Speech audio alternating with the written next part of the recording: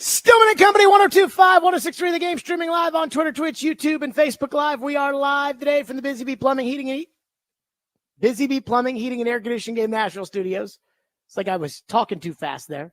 Here on a Tuesday, joint practices are tomorrow. Ian is here today. Hello, Ian. What up, what up? So, did you see Will Levis's new commercial? Oh, yeah. Oh, de mayonnaise. For his new perfume that came out with Hellman's mayonnaise.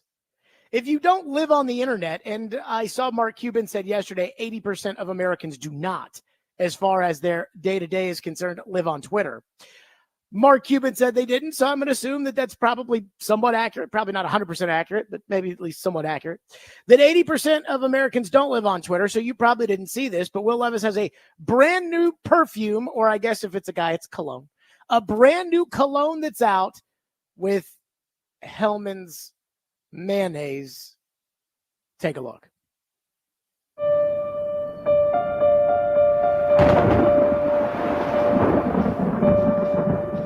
They try to define you, but you are the ingredient to your own success.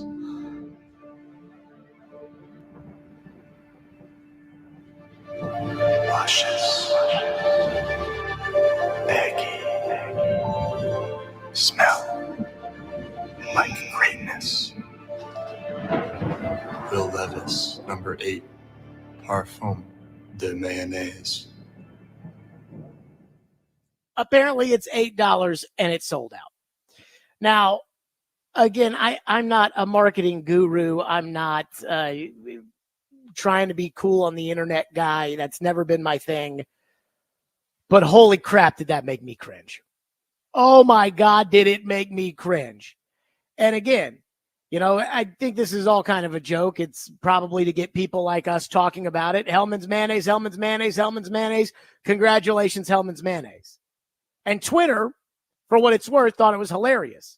And the Titans Twitter fan base was like, that's my quarterback and his mayonnaise perfume. But I got to say, I didn't like it. Again, it made me cringe because I'm the guy who last week criticized Caleb Williams for carrying a purse. And if I'm going to criticize another team's quarterback for carrying a purse, I'm going to criticize your quarterback who, again, not that I care about this, but it is a reflection of what people think, is the lowest rated starting quarterback according to Madden Football, as we all learned yesterday when people asked on the show in the text line, what did we think about Levis's Madden rating? So his reputation is that he is the worst starting quarterback in the league, or at least the perception of him is that.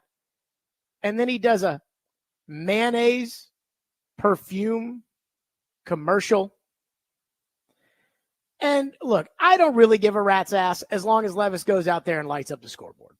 And I don't think that doing a mayonnaise perfume commercial is going to keep him from lighting up the scoreboard or anything like that. But here's the deal with doing something like that that does bother me a little bit. If you don't play great, it becomes a massive joke. And whether Will Levis likes it or not, it's going to happen fast. And whether Will Levis likes it or not, that kind of crap has already cost him a fortune, because that's why he fell to the second round. Will Levis goes in the first round. If it's not for the taking selfies of himself, the mayonnaise in the coffee, the banana peel, the bull crap, he goes in the first round. I have no doubts about it. My gut is that all these football people are all straight-laced and they see things like that and it bothers them. And so it's already cost him money.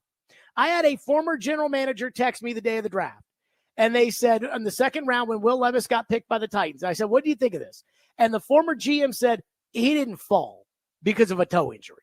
He fell because teams question whether or not he's all there. And I'm not questioning whether or not he's all there. But it is that 10% of him that just makes everybody cringe. And I know the text line's going to go crazy about all this stuff and about, Jared, you don't understand funny. You don't get it. You guys hated Will Levis before he was drafted to the Titans. You won't admit it, but Ian, you remember what that was like when I defended the idea of taking him at 11 overall. I said, look, I like his game. I don't love him. I loved Anthony Richardson. I said, I don't love him, but I like him. I take him 11th overall. He's a first-round quarterback. And everybody, probably because he didn't go to UT, which is probably the number one reason, and then the cringe stuff, number two, every text and call we got was, no, he sucks. He's the worst. He's banana peels and mayonnaise and taking selfies. And it's like, why set yourself up for this?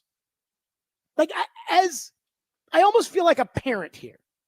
And I'm thinking to myself, why are you doing this to yourself?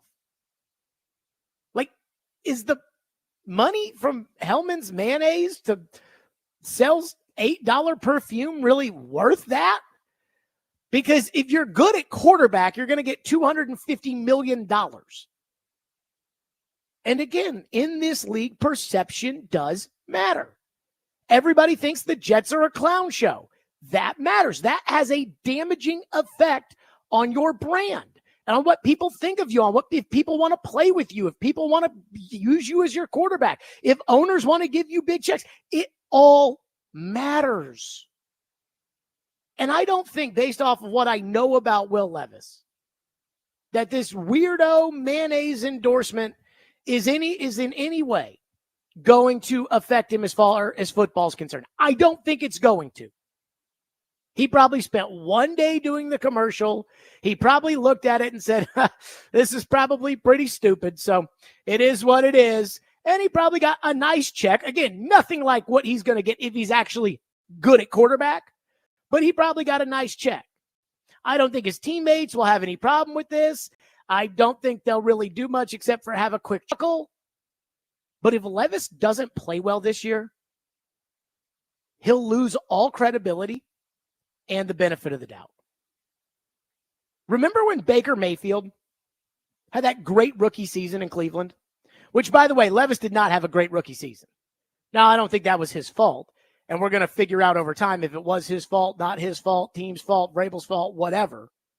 But we'll figure that out. But Baker Mayfield had an incredible rookie season. And then all of a sudden, he started doing progressive commercials. And it became a thing where it was like, oh, here's Baker being propped up in front of everybody, and Baker Mayfield ain't worth a damn. And think about over the last couple of years, how much work Baker Mayfield has had to do to restore his reputation. I don't want that to happen to Will Levis.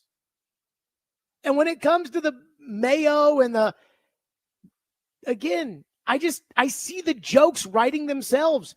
Football is an unforgiving game. And the one thing that people love to do is they love to tear down somebody that puts themselves out there. Again, we ranted for 15 minutes last week about Caleb Williams carrying a purse, and every single person either thought it was so ridiculously rude or laughed their asses off. By the way, I got called homophobic and misogynistic by Joe Rexroad, Ian, for my purse rant. I think that's a little over the top for old Joe, but again, is what it is. Maybe Caroline will include that tomorrow. I think Will Levis is a good kid. I think he's a hard worker. I think he's a good teammate. I think he's got talent. But then there's just that cringe. And I just want what's best for him. I just want him to succeed. And I don't want him to open himself up to, again, another piece of the puzzle of playing quarterback where all of a sudden he's getting ridiculed over something that is just so stupid. And so I saw that this morning. And again, I'm not mad at him. I'm not finger wagging the Will Levis. I think you should be ashamed of yourself I'm not doing that. And people are going to make it out to be like I'm not doing that. But it's like, why do this to yourself? Like, you're on the right path. Everybody in town thinks you can play quarterback. Your teammates love you. You've so far had an okay camp. The coach is all about you. And then you do things that, again, you're the butt of a joke because it is a joke. And people are like, what, you don't think it's funny? No, I don't think my starting quarterback being the butt of a joke around the country is funny. I don't. Maybe you do, but I don't. And I just, again, like a parent, like somebody who's on his side, I'm looking at this thing and, if you get drubbed by Chicago, think about this. If the Titans go into Chicago and beat the ever-living crap out of the Bears, how much fun are we going to make of Caleb Williams' purse? Trust me, I am going to make fun of Caleb Williams' purse. Now, look, Caleb Williams might throw for 400 yards on the Titans. I mean, it's possible. Who knows? I mean, I can absolutely see me eating my words on Caleb Williams' purse. But I also think about it from your standpoint. Like, if the Titans go to Chicago and they get drubbed, having mayonnaise jokes made all over the place, it's not something that you're going to be happy about. And think about all your friends that root for other teams. How many of you today got a text message of that tweet from your friends who root for other teams and are like, ah? They're not laughing with you guys. But again, sometimes with Levis, as much of a hard worker as he is, as much of a good teammate as he is, as much of, and I don't know him that well, but when I sat down with him at the Super Bowl, I really thought to myself, I'm like, man, this is a good kid. He cares a lot. Like, he needs to chill out a little bit. Like, you can, again, I'm sitting right next to him, and this guy just played ping pong, and he's all wound, all tight, and all worked up, and all whatever. But it's like, I'm sitting there, and I'm like, man, this is a good kid. He cares. I don't want to see bad things happen. And I also know that being a quarterback, I don't care if you're 25 years old, which he is, being a quarterback means you're the face of a multi-billion-dollar operation. Now ask yourself this. If you were the CEO or you were the most important part of General Mills, or I don't know, again, I'm thinking of these massive, Fortune 500 companies, Boeing, would you want to make yourself the butt of a joke? Probably not. So again, I'm not mad at Will Levis. I think he's a good kid. I think he's a good guy. I think he's working hard to be a legitimate franchise quarterback, but he's not that yet. And I just think today is another one of those things in which everybody who thinks he's a fool will point to and say, ah! And I'd say, let's throw for 50 touchdowns before we start letting people laugh at us. That's all I ask. I just let's not put ourselves out there and have everybody that knows us have to, he's just being funny. Let's not do that. 615-737-1025 is the phone number. 615-737-1025. I'm sure a lot of you want to weigh in on that, so we will get to that here on the program. And then coming up next, I do wonder, the cringe factor today proved that there is a cringe factor with Will Levis. And I do wonder how much that really matters. We'll get to that next in your phone. Stillman and Company, 1025, 1063 The Game.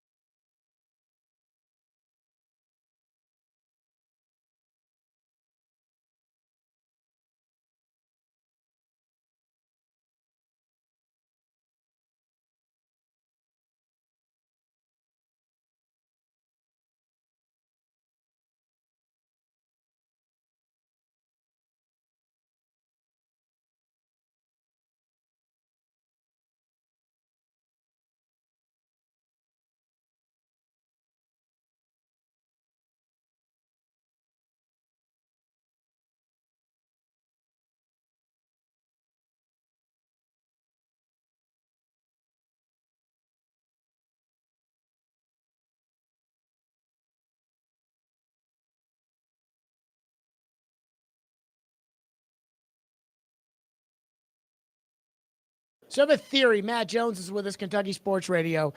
I think Will Levis is 90% everything I want in a quarterback, 10% bozo. And I think it is Mike Vrabel's job to chisel away that 10% bozo. Now, I don't know Will Levis, so I don't know if it's 90-10, but do you think he has a personality that they could minimize that bozo-ness a little bit? Can I change the word bozo to like 10% cringe? Okay, because that's what Sure. I think it is. Yes, I don't think he's a bozo. I don't think he's at all. I think he's very smart. He's one of the smartest players I've dealt with. He understands economics. He understands marketability. So I think he's a very, very bright dude. Probably one of the brightest players I've dealt with in my 17 years of doing this. I think he's a little bit cringe in the sense that he tries too hard. He takes it and says, okay, I can do X to get attention, so I'm going to do X plus 2, and that plus 2 is where he screws up. Does today not seem like X plus 2 with the mayonnaise perfume?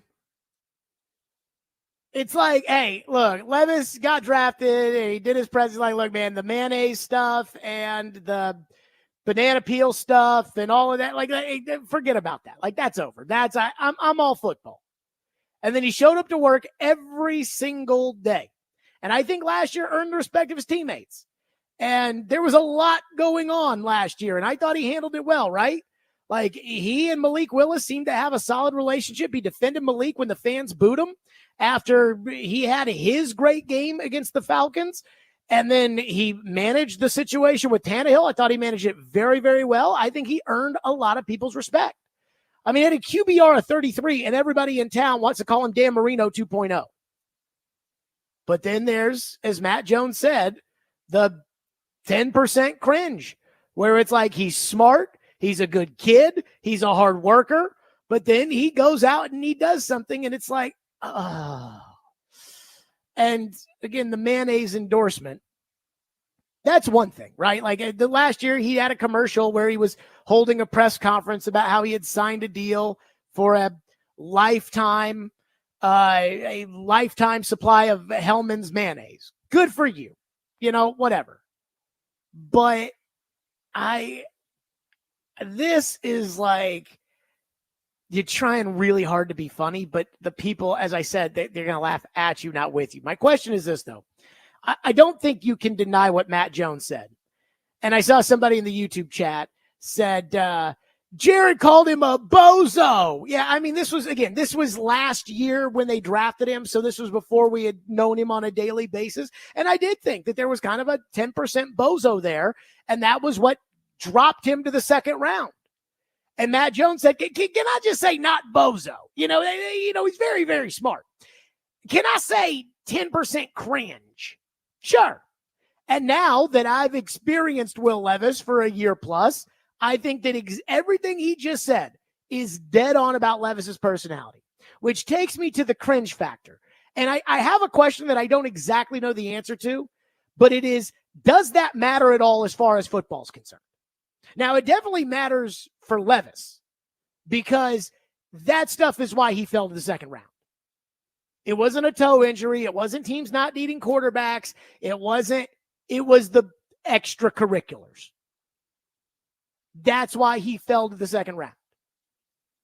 And so it's already cost him millions of dollars. But that doesn't really matter because it doesn't matter where you're picked, first round, second round. If you make it as a starting quarterback in the NFL, I mean, let's say he's the guy and he makes it. And again, not even superstar level, but he's the next franchise quarterback. Well, he's looking at 56, 57, 50 because Brock Purdy will sign. CJ Stroud will sign. Some guys who have also already been paid, but will be due to be paid again, they'll get paid again. So he's going to, by the time he's due, he's going to be looking at 58, 59 million a year. Dak will get his contract, and that will be north of $60 million. So I don't know how that, completely, changes the entire dynamic. But so forget about the money that he would lose if he doesn't make it or from the second round, because if he makes it, he's going to make all the money in the world. But does it matter, that it's kind of cringy and people can make fun of it? And does that matter as far as football's concerned? And the old saying in sports is, it's cool when you win. Tom Brady's hawking Uggs boots, but he already had 3 Super Bowls when he started doing that. By the way, I don't even know if I can tell this story on the air, but I'm going to. So Ian, how Tom Brady was hawking Uggs boots? I don't quite remember that. So he did an endorsement for Uggs boots because I think Uggs was trying to say, we're not just for women, folks. And so he did an endorsement for Uggs boots, and everyone's like, ah! Well, he got every single person at the Patriots a pair of Uggs boots. So that means that Floyd Reese had a pair of Uggs boots. And apparently Floyd's son took him to a department store and exchanged them for store credit. And so that's where the Tom Brady Uggs boots ended up from the Reese family. But again, it's like Brady won 3 Super Bowls when he did that. So like, whatever. But this is where, again, it's like, does this affect you? And I don't know, like, do his teammates sit there and think like, God, this is so stupid. What are we doing? This guy hadn't done anything in the league. He's 3-6 as a starter. I mean, what are we? I don't think they will. But again, it's only cool if you win. And so far, he hasn't done that yet. 615-737-1025. Our phone lines are driven by WilsonCountyHyundai.com. Will is going to kick us off here on the program. Will, thank you for waiting. Go ahead. Jared, it is just a commercial. It's a simple commercial. It's not a big deal. It probably took them a day to film. It's funny. There's no reason to get worked up about it. Well, I'm not worked up about it. I'm more worried about him than I am worked up as far as like this is not a finger wag. Thank you, Will. This is not a finger wag of you shouldn't have done that commercial. You need to go to your room and focus on football. That's not what it is. It is more of a, hey, dude, I'm on your side, and I don't think this helps you. I think this takes people back to, the preconceived notions they had about you. Again, the reasons they didn't draft you. Ian, do we have that Brian Callahan cut from when we sat down with him the day after he was hired? Because I sat down with Brian Callahan the day after he was hired, and it was literally the morning after he got hired, like 6 a.m. I'm sitting 7 a.m. I'm sitting down with Brian Callahan, and we talked about Levis. And this is a guy who knew very, very little about him before he took the job. And this is what Brian Callahan said at that time. Did you get a sense that maybe that reputation's a little overblown? That's what I felt. I felt like there was, it kind of got exacerbated with some of the stories from the draft, the mayonnaise and the banana thing and like just kind of stuff that's silly and doesn't really matter. Sure. And I think that's contributed to the perception. I mean, he told you right there, like, yeah, can you hear the disgust in his voice when he's talking about, the mayonnaise and the banana peel and and so Levis works his butt off every day. We all see it. He works his butt off every day. His teammates love him. He wants to be great. I've said this 100 times. If wanting to be a great quarterback was all you needed to be a great quarterback, I don't know much about landscape. But my gut is if you want to be a great landscaper, you can be a great landscaper. There's nothing stopping you. Quarterback's not as simple. But if wanting to be a great quarterback, was all it took, he'd be a great quarterback. I mean, he really wants it. And then he does something like this, and it's like, oh, yeah, there we go right back to the mayonnaise and the banana peel and the stuff Brian Callahan said was weird. So is it a big deal? No, it's not a big deal. Playing football and being good at it, that's a big deal. And I don't think this is a distraction from football or anything like this, but I'm like, dude, do you really want to open yourself to that? And I think it's okay to have these discussions. 615-737-1025. A lot of you want to weigh in. 615-737-1025 here on the program. So we will do that. Let's talk, though, about FanDuel. Oh, by the way, this whole thing, and I'm a Levis guy, But this whole thing reminds me of something that we talked about a lot when it came to Levis in the draft. We'll do that next here on the program. FanDuel Sportsbook. I love FanDuel Sportsbook. And football is approaching, and it's time to get in on the action early this season. They have all kinds of favorite future bets, tons of player props like passing yards, touchdowns, rushing, receiving, and more. Also, great team markets like make the playoffs, win the division, Super Bowl, you name it, they've got it. And you can parlay together different picks for even bigger payouts. Right now, new customers can get $150 in bonus bets if your first $5 bet wins. There's no better place to get ready for the football season than on FanDuel, America's #1 sportsbook and my official sports betting partner of the NFL. Just visit FanDuel.com/JGM to sign up and win today. That's FanDuel.com/JGM. Good luck. 21 and over in present Tennessee. First online real money wager. Only $5 first deposit required. Bonus issue is non-withdrawable bonus bets which expire 7 days after. See restrictions apply. See terms at sportsbook.fanduel.com. Gambling problem? Call the Tennessee Red Line at 1-800-889-9789.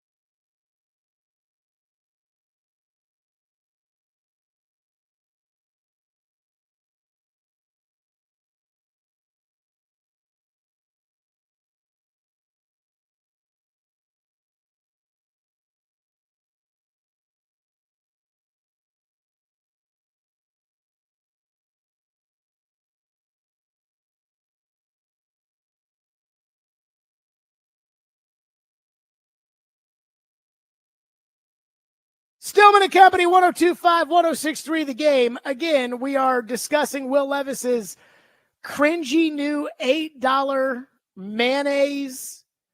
What's it called? The perfumed mayonnaise? Something like that, yeah. That's what it's called, with Hellman's Mayonnaise. Congratulations to Hellman's Mayonnaise. They're going to get a lot of play out of this.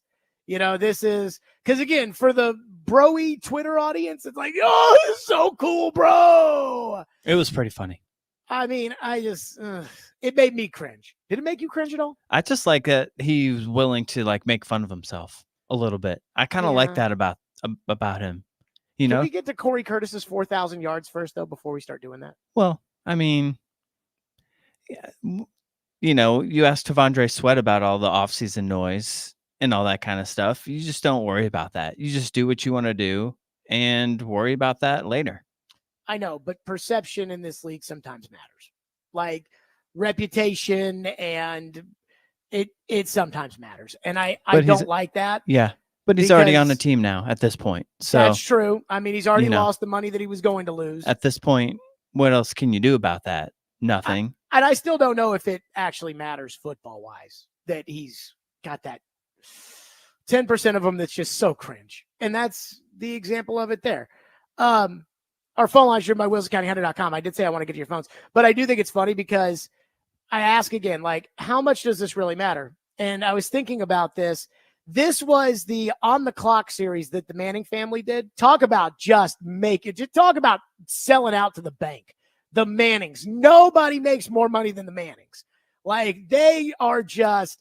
So the Mannings did a show for ESPN Plus 2 years ago called Path to the Draft.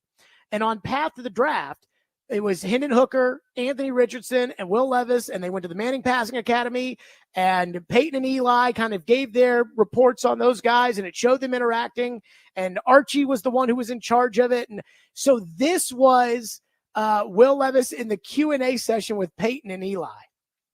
On Saturday, Will and our counselors got to ask Peyton and Eli for career advice.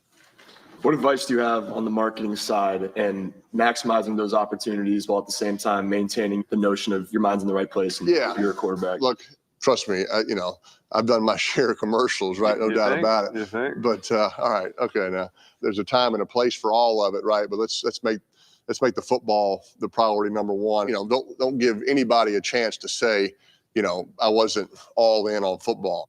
So I don't think anybody with the Titans would say Levis isn't all in on football, but Peyton's telling you, like, hey, don't open yourself up to this stuff. And I know you can get mad at me all you want because Big Bad Radio Guy had to point it out, but that's Peyton Manning who's saying that. Phone line driven by WilsonCountyHyundai.com. Andrew says, show the text from the former general manager or it didn't happen because this is how you treat Ran Carthon and his general manager. So for this, Ian, did I send you a screenshot of the text? You did, yes. And is it a former NFL general manager? Yes. And would you be willing to sign an affidavit to that effect? That exactly what now?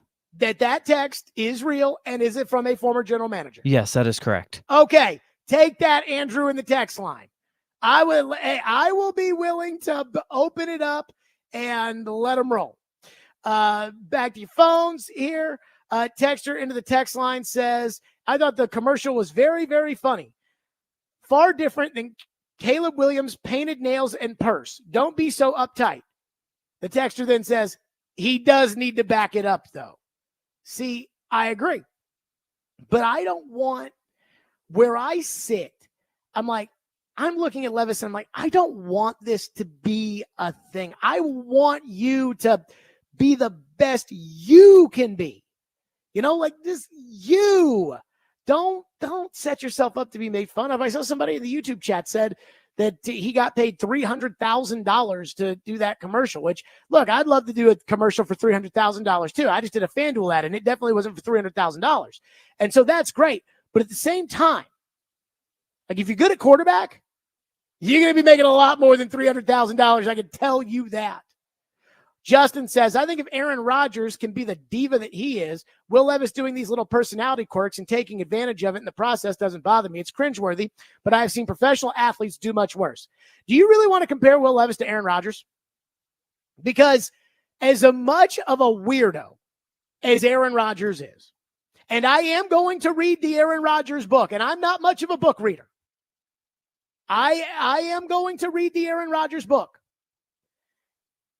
As much of a weirdo and conspiracy theorist and narcissist and a-hole that Aaron Rodgers is, Aaron Rodgers is one of the greatest quarterbacks ever lived. And before all this happened, Aaron Rodgers proved to everybody that he was one of the greatest quarterbacks who's ever lived. So, if Will Levis wants to go out there and go dominate and go do whatever you want. That's the rule of sports. Now, Antonio Brown probably took the do whatever you want a little too far. Although Antonio Brown is wilding out on Twitter right now, and it is kind of funny. Now, again, we talk about the laughing with you versus laughing at you. Sometimes I do feel like when it comes to Antonio Brown on Twitter, we're more laughing at Antonio Brown and the situation he finds himself in than we are laughing with Antonio Brown. But you go play well, you do whatever you want. That's how it works. But he hasn't done that yet. Again, Will Levis as a QBR in his career of 33. That's awful. Now, it's not his fault. At least I don't think it's his fault. But, I mean, come on now. Woof. One texter says, the irony of Jared Stillman saying someone needs to chill out is too much for me to take. He's literally making fun of being the butt of a joke. Guy says he's changing channels. I bet he didn't, by the way. But, yeah, I don't want my quarterback to be the butt of a joke. Is that too much to ask for? Like, I don't want my starting quarterback. This is my team. I love the Titans. I go to the games. I root for the Titans. I do not want my starting quarterback to be a joke. Like, that's what I'm talking about. And I think guys in that locker room, like, yeah, okay, ha, he did the mayonnaise commercial, but if he doesn't go out there and dominate, it's like, you're my starting quarterback, and you're out there, and my friends are texting me like, dude, what is the matter with this guy eating banana peels? And it's like Matt Jones said, he's very smart, very good kid, hard worker, but then when it comes to getting attention for himself, he's like, okay, what can I do? And then he does what everybody else would do, +2. And this is the +2. And I do think that people will make fun of your quarterback. And I see how mad you get about his John Madden football ratings. So you're going to get mad about this if he turns the ball over at Chicago and they're like, oh, mayonnaise. And it's like, I know how mad you guys will get. By the way, the amount of people that are texting into the text line that are saying it was cringy, I do think that there is, something to that. One texter says, your argument is off base. Brian Callahan was upset with the media for airing the story 1,000 times to make Levis seem unserious. That was an effect by ESPN. Somebody at ESPN. That was an effect by ESPN to smear him, and that's why Brian Callahan was disgusted. I don't think so, dude. That cut we played of Brian Callahan was the day after he got hired, and the point Brian Callahan was making was, I don't have any preconceived notions about Will Levis. The things I've heard about him are that he's a hard worker and he's a good kid, and that the banana peel and the mayonnaise and the, that's coffee, that's all just kind of bull crap. Don't worry about it. I didn't get any sense that Brian Callahan was standing up there saying, how dare ESPN, how dare they do that? I don't think that's what they were. One texter says, he's out there making money. Is he supposed to be locked in his room and not take advantage of the situation? How is mayonnaise going to hurt his perception at all? Well, it's already hurt him. It's already cost him millions of dollars. I'm not telling somebody they can't do a commercial. They can't make money off themselves. I'm not saying that. But how many of these athlete endorsement commercials are them making fun of themselves, being the butt of a joke? And then the question has to be, how much of it is laughing at you and how much of it is laughing with you? And I don't know about you guys, but I don't want my quarterback to be a TikTok star. I don't want my quarterback to be the butt of a joke. It's like I ripped on Caleb Williams for wearing a purse the other day, for carrying a purse on Hard Knocks. And most of you in the text line thought it was hilarious and thought, yeah, it's kind of crazy, the quarterback carrying a purse. The amount of people that I think were offended by that was probably, like I say, sizable, but it existed. And yet at the same time, I didn't really care, because it's Caleb Williams is setting himself up for that when he carries a purse. This is the same as that.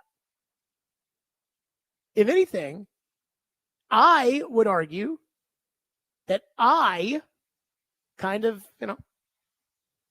I would argue that I'm just trying to kind of is the reality check here and be consistent. I'm going to criticize another quarterback. You criticize your own quarterback. 615-737-1025 is our phone number. If you want to weigh in, that's 615-737-1025. So there was something strange that happened with the Titans. And then the explanation of it, even stranger. We'll get to that coming up next. Stillman and Company, 1025, 106 through the game.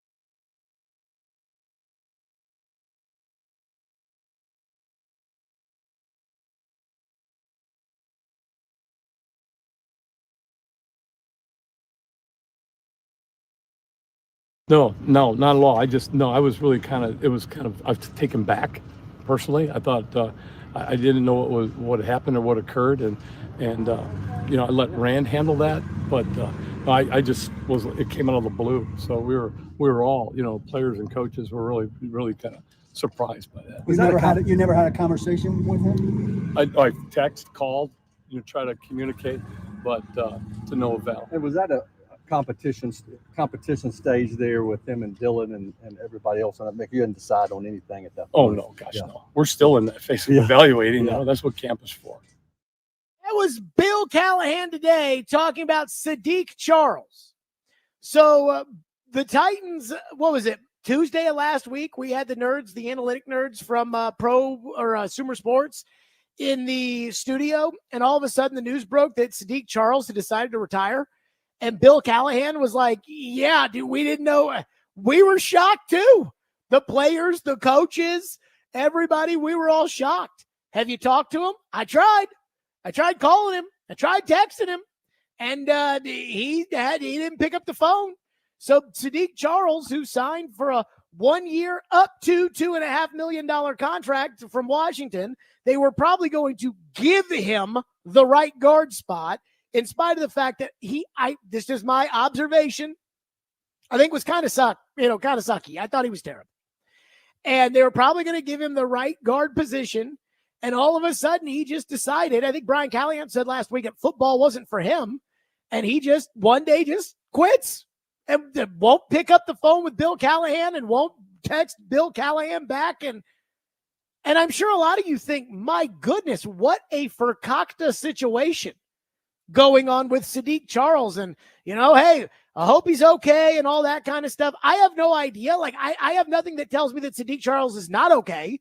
So I'll just throw a giant blanket over it and say, I hope everybody's okay. But I got to tell you, am I the only person that finds it at all disconcerting that the Tennessee Titans went into the season with a starting right guard who, A, wasn't very good in Washington, and B, is that much of a flake? Like, is it at all disconcerting that that's who they found? They gave a $750,000 bonus to. Remember, Chad Brinker talked about his AI cancer curing model to find players, saying, hey, if we can save these owners $1 million or so, that's a lot of money for our team. Well, you just flush $750 down the drain on a guy that is that unreliable, was not good in Washington by any metric. And the two metrics I'm using, Pro Football Focus said he was terrible, and the Washington bloggers that watch the team play. Again, I Googled Sadiq Charles because when they signed Sadiq Charles, I'm like, I don't even know who this is. I'm like, who is this? And there was a Washington Commanders blog, like the SB Nation blog that covers the Commanders, that was basically, the headline was something along the lines of, Sadiq Charles proved he was a bust this year. And that's who they signed. So they signed Sadiq Charles. I'm like, who the hell is that? And then I find, like, okay, well, maybe he'll be a backup lineman, fight for a spot. We'll see. Well, nope. Just give him the right guard spot. So they give him the right guard spot. And within 2 weeks, he's like, yeah, I'm out. And won't even call or text Bill Callahan back. That's the guy they're banking on. And so now they're stuck with Radens at right guard, and Bill Callahan is saying it's still an open competition at right guard. And the coach is only playing him 14 snaps in the preseason, and there's nobody behind him. Somebody make some sense of this to me. Where did they find this Sadiq Charles? Because, again, I can't imagine that they sat there and watched tape of every team in the league, which they are supposed to do. But that they watched tape of every team in the league and they said, him, when it came to Sadiq Charles. But even if they did, when it comes to adding players, everybody does homework. Everybody, hey, what kind of guy is he? We need to get to know him. Hey, you coached him. What did you think of him? What did you this, that? For the guy to just walk out of camp? That's wild. And then the idea of Bill Callahan saying, well, no, it's still a competition at right guard.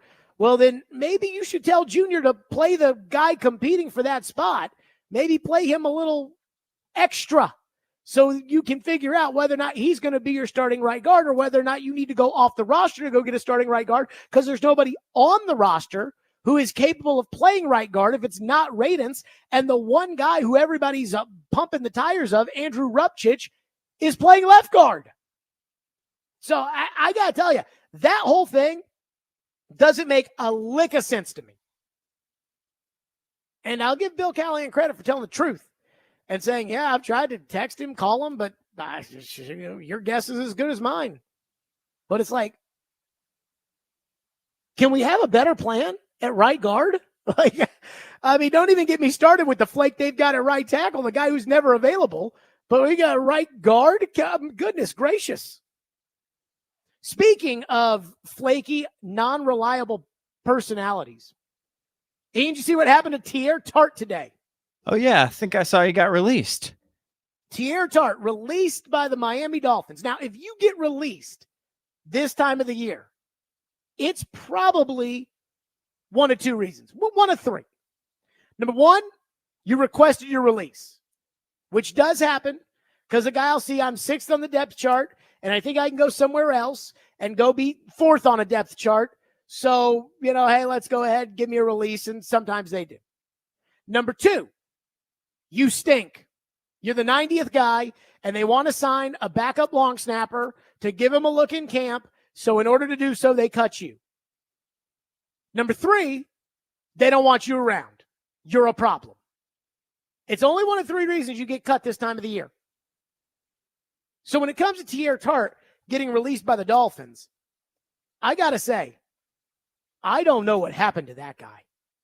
Because the Teair Tart, for the first 3 years that he was a Tennessee Titan, outside of the suspension he got when he stepped on that guy in 2020, outside of that, Teair Tart was a good player. He was a tough, physical, reliable. He won off-season worker of the year from Mike Vrabel. And then all of a sudden, Teair Tart enters free agency. The Titans give him an RFA tender. And so they pay him $4.6 million. He wasn't happy with it. He hires Drew Rosenhaus as his agent. And all of a sudden, it all goes off the rails. That's a shame. Because Teair Tart, in my opinion, is a legitimate NFL player. Like, he's not some undrafted free agent Scarbini out of nowhere.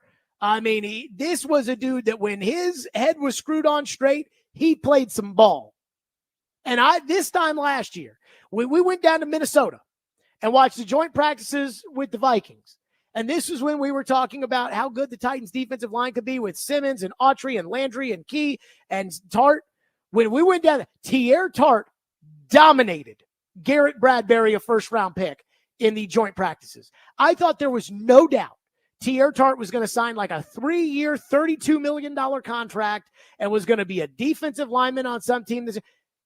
And all of a sudden, he gets released by the Titans, picked up by the Texans, deactivated by the Texans, not brought back, signed by the Dolphins, gone. What happened to that kid? So the Sadiq Charles thing, I'm wondering, what happened here? And with Teair Tart, I'm like, what happened to that guy? Crazy. 615-737-1025 is our phone number, 615-737-1025 if you want to weigh in. So now there are some more layers to the Hassan Reddick saga in New York. Some of which I think are obvious, some of which are just typical Jets.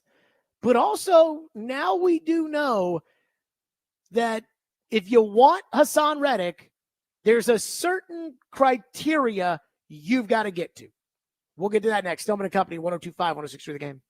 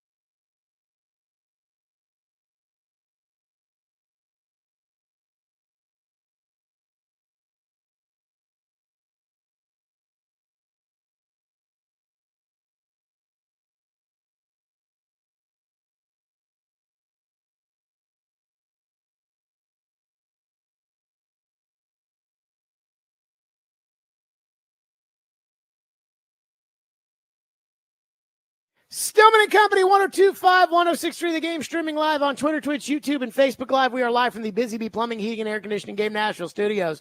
So yesterday, what shouldn't surprise you, crazy story in the NFL emerged, and it shouldn't surprise you because it involves the Jets. Because anything that is redonkulous, it's got to deal with the Jets.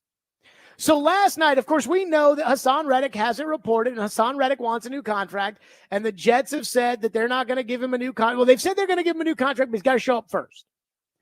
So again, Hassan Reddick wants a new contract. Philadelphia didn't want to give it to him, so they traded him. The Jets want to give him a new contract. They knew that when they traded for him. But the Jets only want to give him a new contract if he shows up. He doesn't want to show up because that's his leverage to not show up. The Jets have now said, we're not giving you a new contract and we're not trading you. I saw Diana Rossini's reporting last night.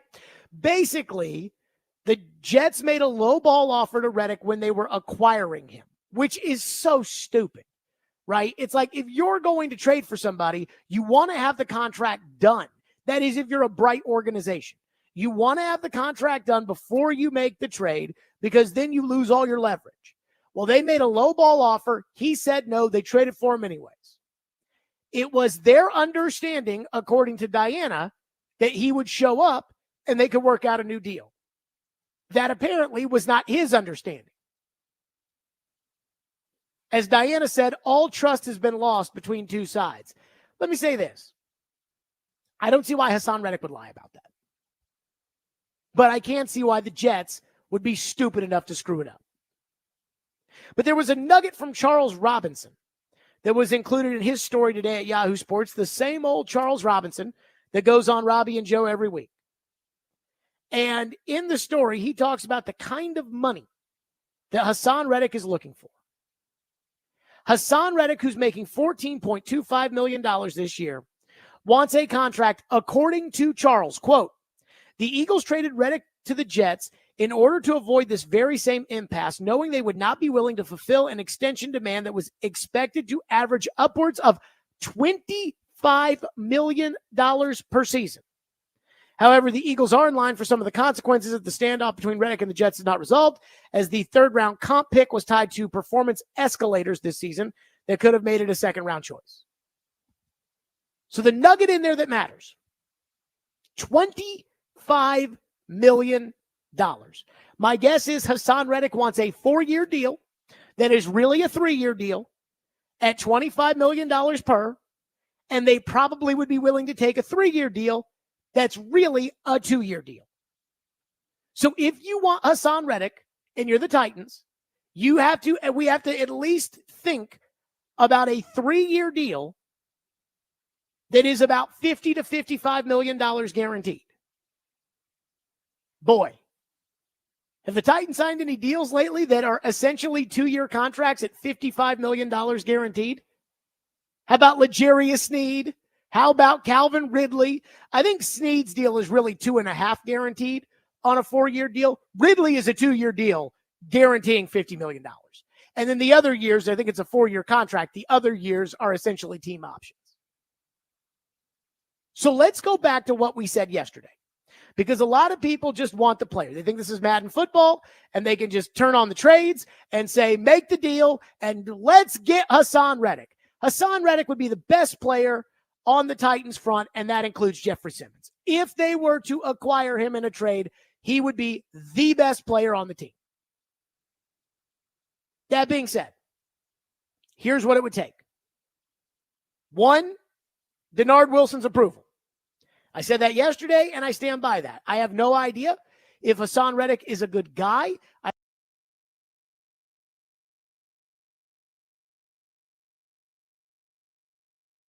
These teams. I don't think he is, but Denard Wilson was in Philadelphia when Hassan Reddick was in Philadelphia. And the other thing, too, is Denard Wilson's the one who's going to have to coach him. So I would like to know what Denard Wilson thinks about making the addition. And if Denard's like, you know what, he's not going to add us enough that it'd be worth the money and the draft pick we'd have to give up in order to get him, then all right, we go back to the drawing board. We're out on Hassan Reddick. The second thing is the trade.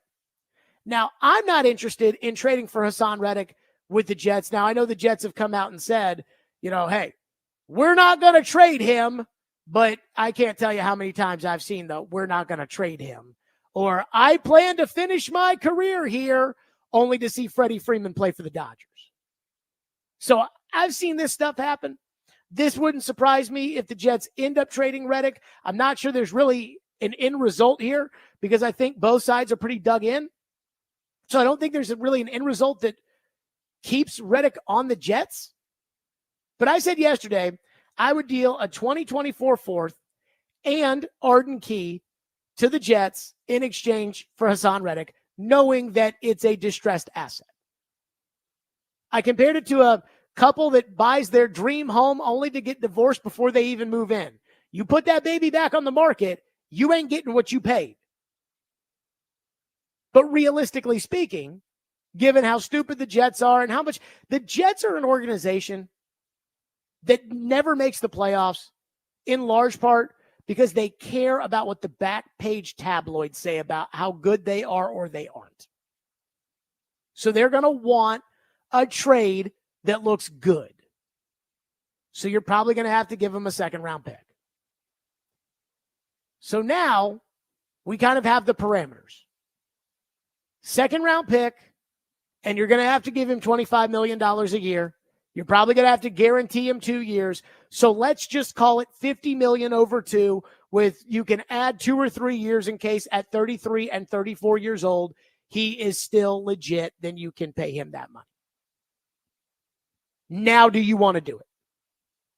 So we just went from, Jared, we need him, to it'll cost you a second round pick and $25 million this year and $25 million next year. Now, do you want to do it? And I can see both sides of the argument here. I really am not committed one way or another to saying, yes, do it, or no, don't. The side that says do it is, you want to go get to the quarterback? Go get somebody who gets to the quarterback. Hassan Reddick gets to the quarterback.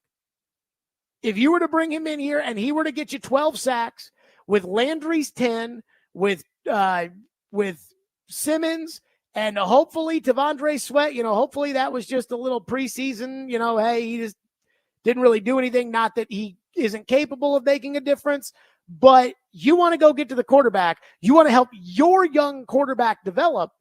I think the best way to do that is to go get somebody who goes and hits the quarterback. And sure, second round picks could be Derrick Henry or A.J. Brown. But at the same time, you're making your team better today by getting Hassan Reddick.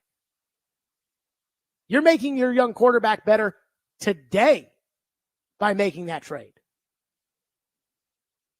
And when it comes to the money, I think the cap's fake anyways. Now, I don't think Amy's finances are infinite, but is it worth the money to invest to say, hey, we're going to pay Hassan Reddick. After this year, we're going to cut Harold Landry. So, yeah, we're going to end up paying about an extra $8 million than if we kept Landry on the team next year. But the Titans are 20th in the league in payroll. They could maybe afford it. Then there's the side to not do it. And for me, the side of not doing it is, it's a lot of money. And it's a lot of money in next year's kitty. And who knows who's going to be available in free agency next year. And it's a second round pick. And a second round pick could be Derrick Henry or A.J. Brown. And a second round pick is 4 years of cheap labor. You'd be trading for 2 years of expensive labor. I'm not sure the math on that adds up. So if I had a vote in all of this, and again, if Denard says no, then then it's over. But let's assume he says yes. Second round pick, $25 million over the next 2 years. My vote is no. I just can't give up that kind of draft capital and that kind of contract this late into the game in order to get somebody who would help my football team. But I can't give up the second round pick. I have to think that I'm going to get somebody really, really, really good with next year's second round pick. So I can't do it, but that's just me. 615-737-1025 is the phone number. 615-737-1025. We'll get your thoughts on this. Plus, I got to tell you, somebody help me out here with how this became a thing. And I do wonder if the Titans would ever find themselves in this kind of mess. We'll get to that next. Hey, National's best deal of the week is Soar Adventure. That's right. Be excited about Soar Adventure. You can go check that out. Soar Adventure is your deal of the week. Get a $100 gift card for just $50 and book family fun for your next office outing or birthday. Soar Adventure Tower is 4 levels of fun with easy to difficult obstacles to choose. Plus, there's an 18-hole mini golf course. Get your $100 gift card for just $50 now at thegamenashville.com/deals while supplies last.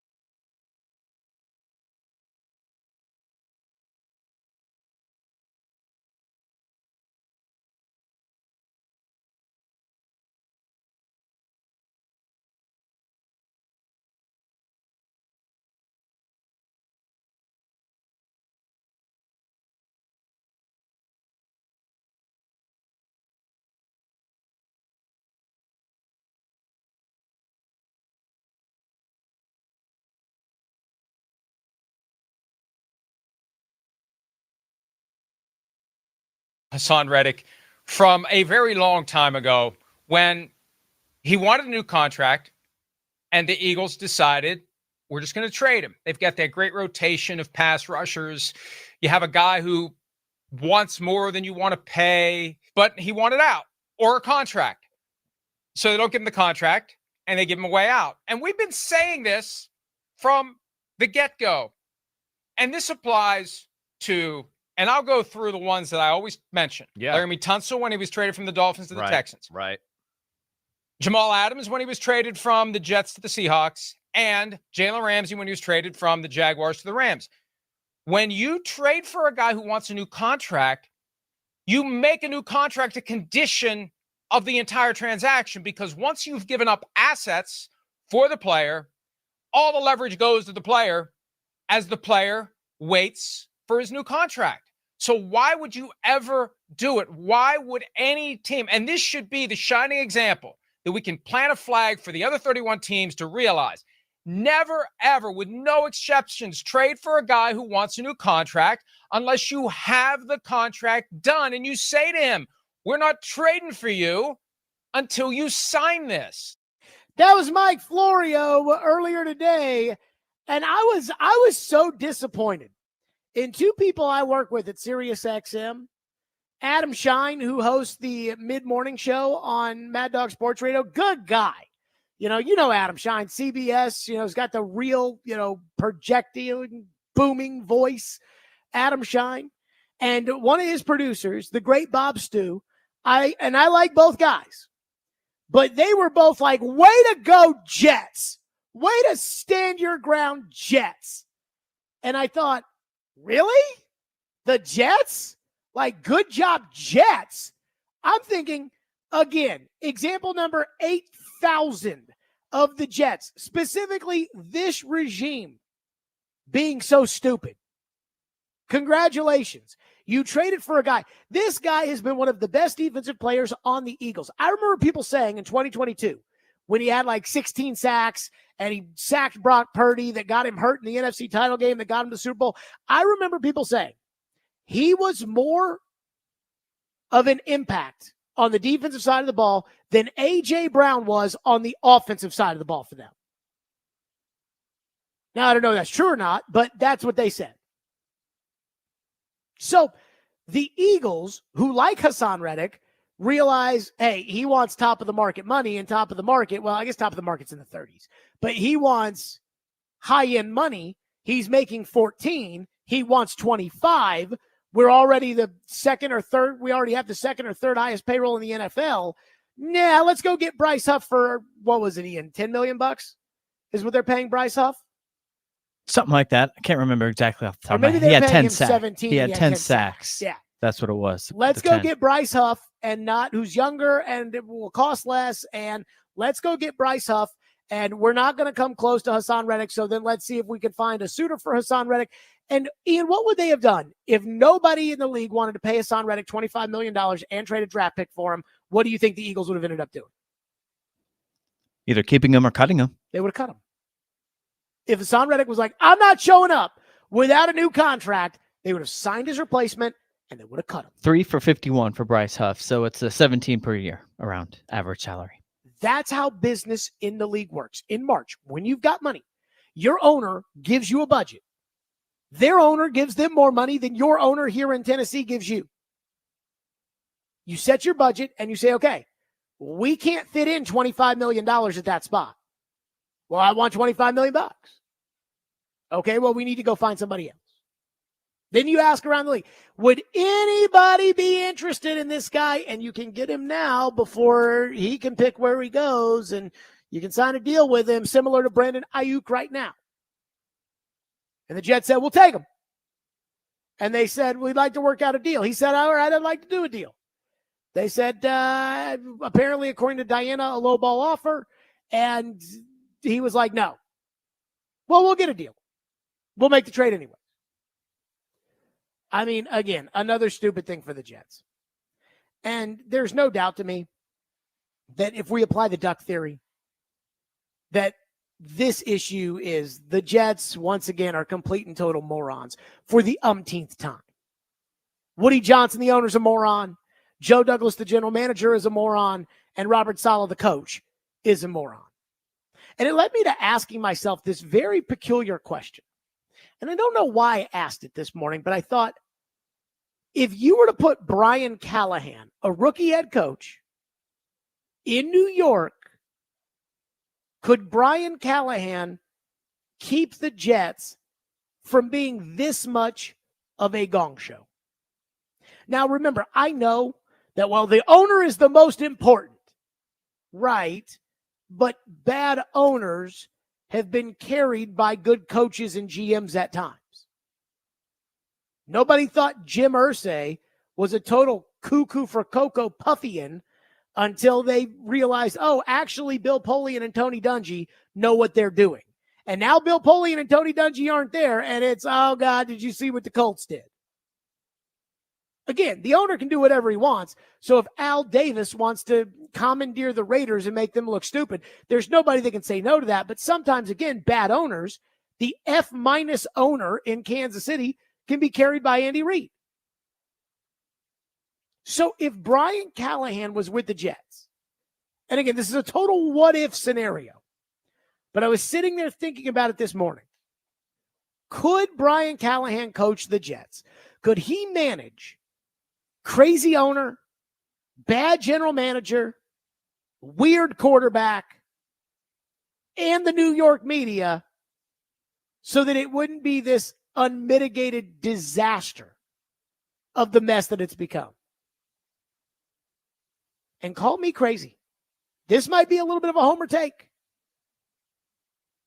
but I think he could. Now, I'll admit right now that he's in the honeymoon period of being the Titans coach.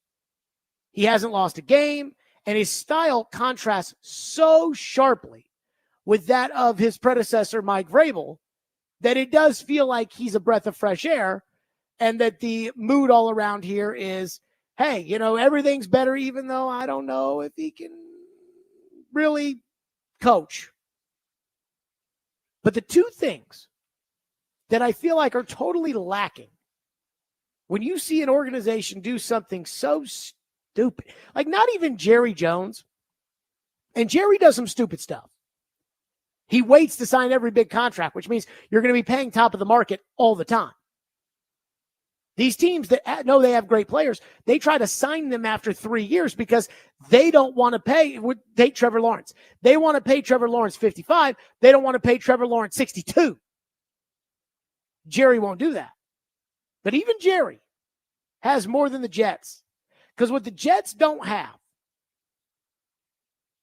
is, a coach with an offensive background, which I think is desperately needed in New York when they had a young quarterback in Zach Wilson, and I think they failed Zach Wilson by putting him with a dope for a head coach.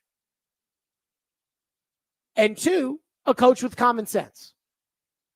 Now, I don't know.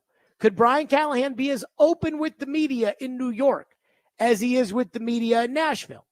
Brian Callahan made a comment a couple weeks ago about, for some reason, the negative gets magnified around here. Well, go try New York, see what happens. But I almost think that he comes off as a good enough guy and enough of a straight shooter that I think he might be able to handle New York. He'd have to keep Hackett as his OC.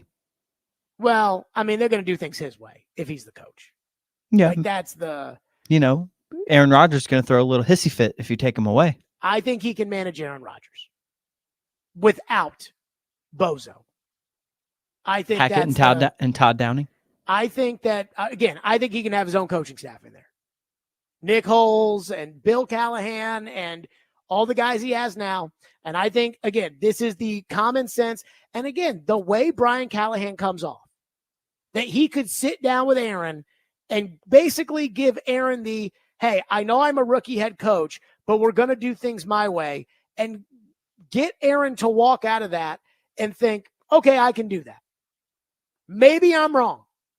Maybe the Jets have had a lot of coaches, from Herm Edwards, and we loved Herm around here, but from Herm to Eric Mangini to Rex Ryan to Todd Bowles, I mean, Bowles might actually be a good coach. Tampa Bay doesn't look horrible.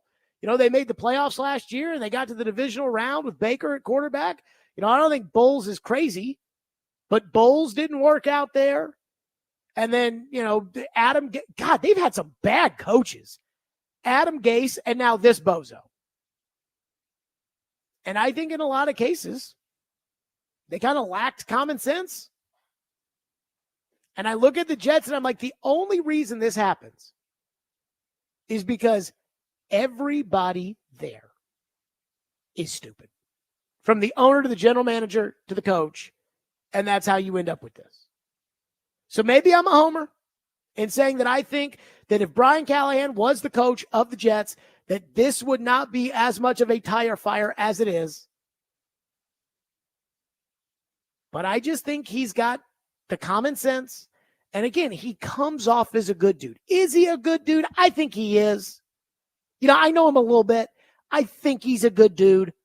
I wouldn't put my life on it or anything like that, but I think he's a good dude. But he does have common sense. He does some things I don't like. But if I was coach, I'd probably do some things that he wouldn't like.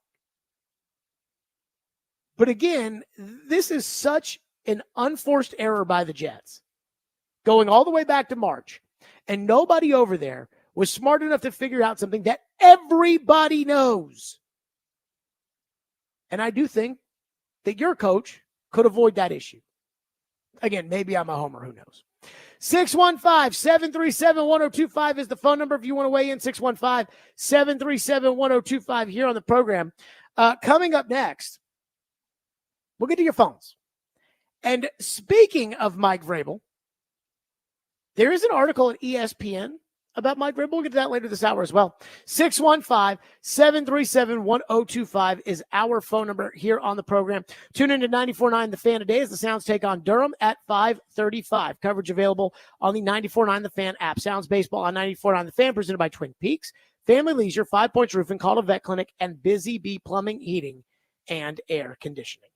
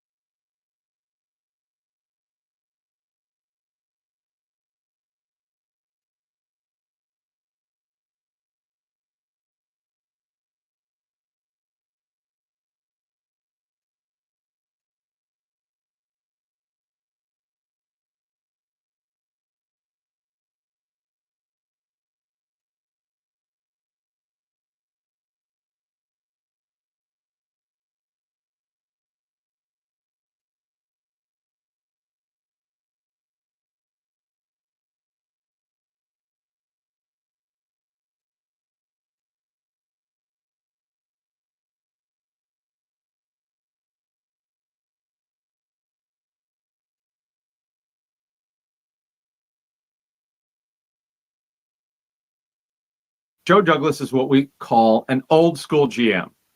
He wants things done a certain way. Old school GMs typically will not negotiate with an agent unless the player shows up. And Reddick has not shown up. You mentioned $50,000 a day. Remember what happened with Chris Jones a couple of years ago?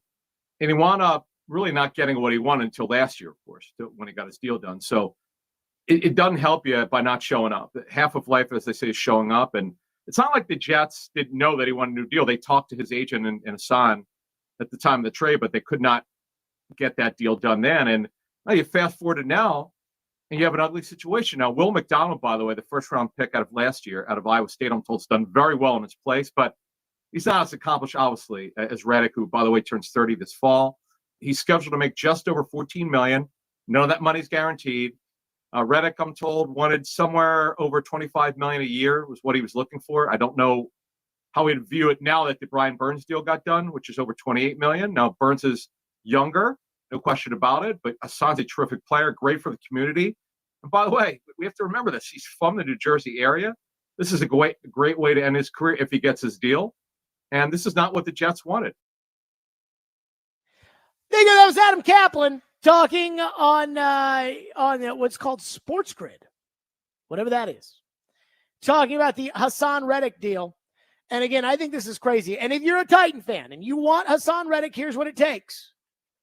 A second rounder, probably in next year's draft. Maybe you can get away with a second rounder in 2026. In 2026, all my years are starting to come together now. But a second rounder in 2026, $25 million per year, 2 years guaranteed. And I was shocked at how many people, when it came to the text line, are incredibly non-committal about the idea of making that kind of trade. Where yesterday it was, Jared, we got to get him. We have to do it. Then I say, okay, this is what it would cost. And there's not a lot of anymore the Jared, we need to do it. One texter into the text line says, with the Eagles' conditional pick, the Jets gave the Eagles still apply with a new team. That is their business, not mine. So I guess what you're asking is, if the Jets trade Reddick to, let's say, I don't know, Tennessee, if they were to make the trade to the Titans, would the Titans then at that point have the ability to play him that to the point that it would affect the compensation between the Eagles and the Jets? I don't know. It's actually a very fascinating question. But that would not be my problem, because I am giving a second rounder straight up. One texter says, Jared, how good of a sacker is Hassan Reddick? Well, he's been arguably one of the best sackers in the NFL the last 2 years. Last year wasn't as good as 2 years ago. 2 years ago, he had 16 sacks plus 5 forced fumbles leading the NFL. Last year, he did not force a fumble, but he had 11 sacks. On top of that, in the playoffs, he had 3.5 sacks 2 years ago. He did not have a sack. Granted, they played one game. He did not have a sack in last year's playoffs. In fact, he only had a half a tackle. In 0 quarterback hits, he had 6 quarterback hits the year before that. He'd be the best sacker on the team. And I have complained enough about replacing Danico Autry's 11.5 sacks, and this would essentially do it. But you paid Danico $7 million last year, and this guy wants $25 million, and it'd be $25 million over 2 years. Will on Music Row says, did the GM, I guess talking about our GM, did the GM ever talk about the cash conversation with an owner? What was it like? Do all owners want to win, or is it simply an exciting investment for them? So I can tell you what the GM told me.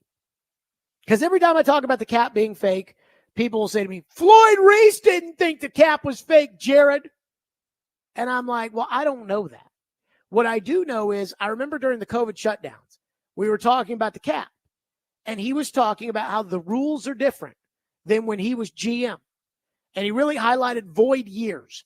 And he's like, now you can just add these void years to these contracts. And you couldn't do that when I was GM. But I don't know if the cap was fake when he was GM or not. People say, Floyd Reese tore down the team because of the cap in 2005. And again, that might be true. I don't know. I don't know what the rules were 3 or 4 CBAs ago. But I know what the rules are now. As far as the cash conversation with owners, Will on Music Row, I love you, but you may not know Bud Adams' reputation as far as spending money is concerned. Ian, do you remember Bud Adams' reputation as far as spending money was concerned? Cheap. I don't know if this is true or not, but Floyd told me that when he became GM, 1994, that was the first year of the cap, and that I guess teams could keep whoever they wanted to keep. So San Francisco, with Steve Young and Jerry Rice and all those guys, maybe even Dion was on the team at that point, I can't remember. San Francisco paid something like $40 million to keep their team together. Dallas, with Troy and Emmett and Irvin and those guys, Nate Newton, Flozell, and those guys, Larry Allen, and I guess they kept their team together.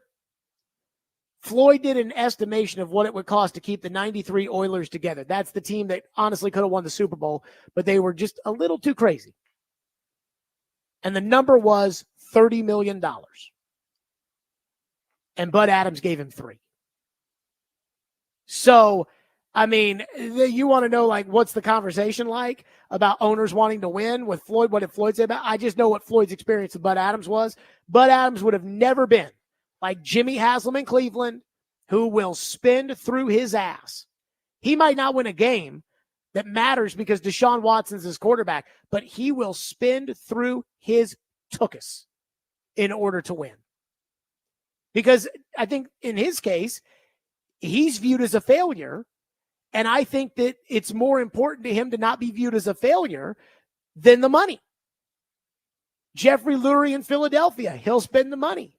You know who won't spend the money? Robert Kraft in New England does not spend the money. Jerry Jones in Dallas does not like to spend the money, which I think is pretty crazy. But as far as, do owners want to win, or do they view it as an investment? I think every owner is different. I think in some instances, like the Titans spent all that money on this team. Again, they're 20th in payroll, according to the websites that keep track of this stuff. So it's not like the Titans went for broke. Houston's got a top 5 payroll.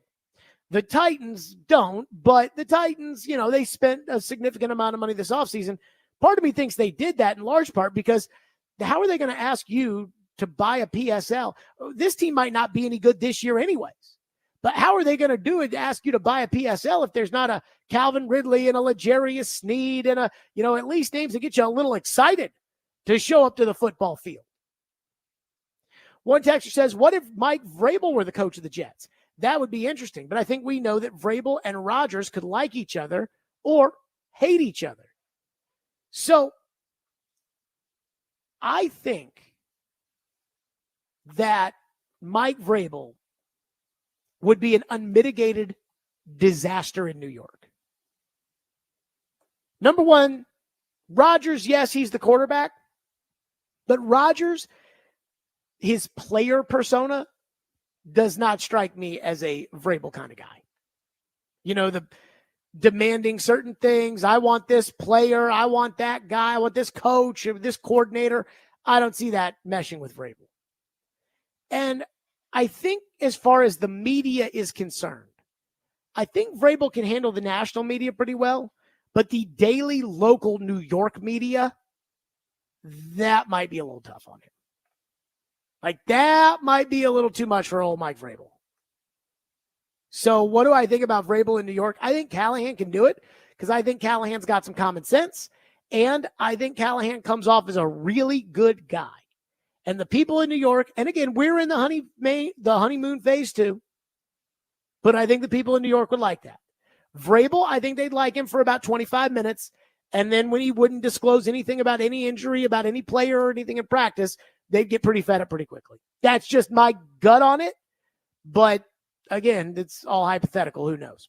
615-737-1025 is our phone number. 615-737-1025. Ian, we've got a hockey trade. Yeah, we do. By the way, I noticed that there was an offer sheet that was signed in. I think maybe 2 players. St. Louis offer sheeted 2 players from Edmonton. Their names are escaping me right now, but which is crazy because I thought offer sheets didn't happen. So I guess everybody from the NHL has gone back to work, right? I guess so. I guess we've got a Predators trade. We'll get to it next. Stillman and Company, 102.5, 106.3 The Game.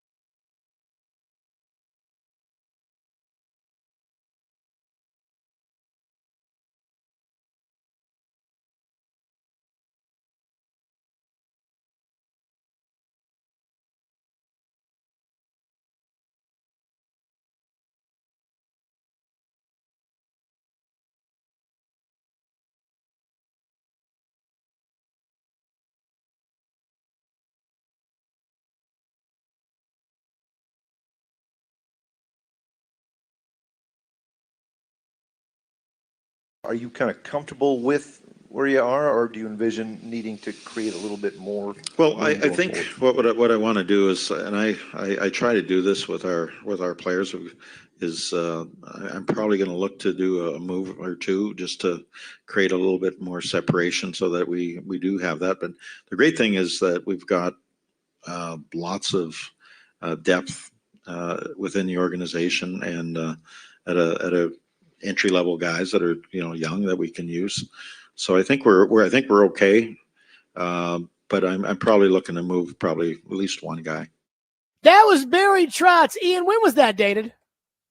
That was dated July 2nd. Okay, so about a month and a half ago, Barry Trotz Right after said, free agency, yep. I should have known what day that was, honestly. After they made the move to go get Steven Stamkos, Jonathan Marchessault, they got a backup goalie. Why, I don't know. Wedgwood, yep. But Brady Shea. Brady Shea, they made the moves in order to, the Predators are really going for it. And for the first time, I think ever really, they were over the cap. And Barry said, I got to make a move.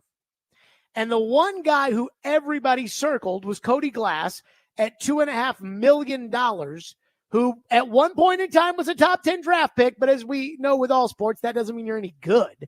But he was at one point a top 10 draft choice.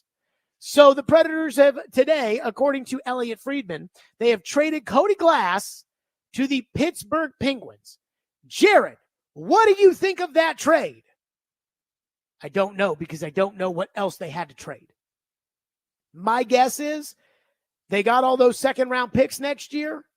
It would not surprise me if they traded a second-round pick and got like a fourth back in order to get Cody Glass's contract off the books, open up a little cap space, and breathe easily. If it's as simple as they traded Cody Glass to Pittsburgh for a seventh,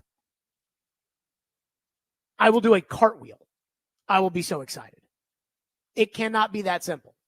And the reason it can't be that simple is because it's almost like the Jets and Hassan Reddick. Everybody knows you're in a bind. Everybody knows the Predators were up against the cap, and everybody knows that the only way that they could really clear the space was to get rid of the dead weight like Cody Glass. Surely everybody knew the Predators, in order to clear cap space, weren't going to get rid of, I don't know, Gus Nyquist, who's a top 6 forward and plays on their first power play unit, although he probably won't play on their first power play unit now. So they didn't want to get rid of Colton Sissons. They didn't want to get rid of guys that matter.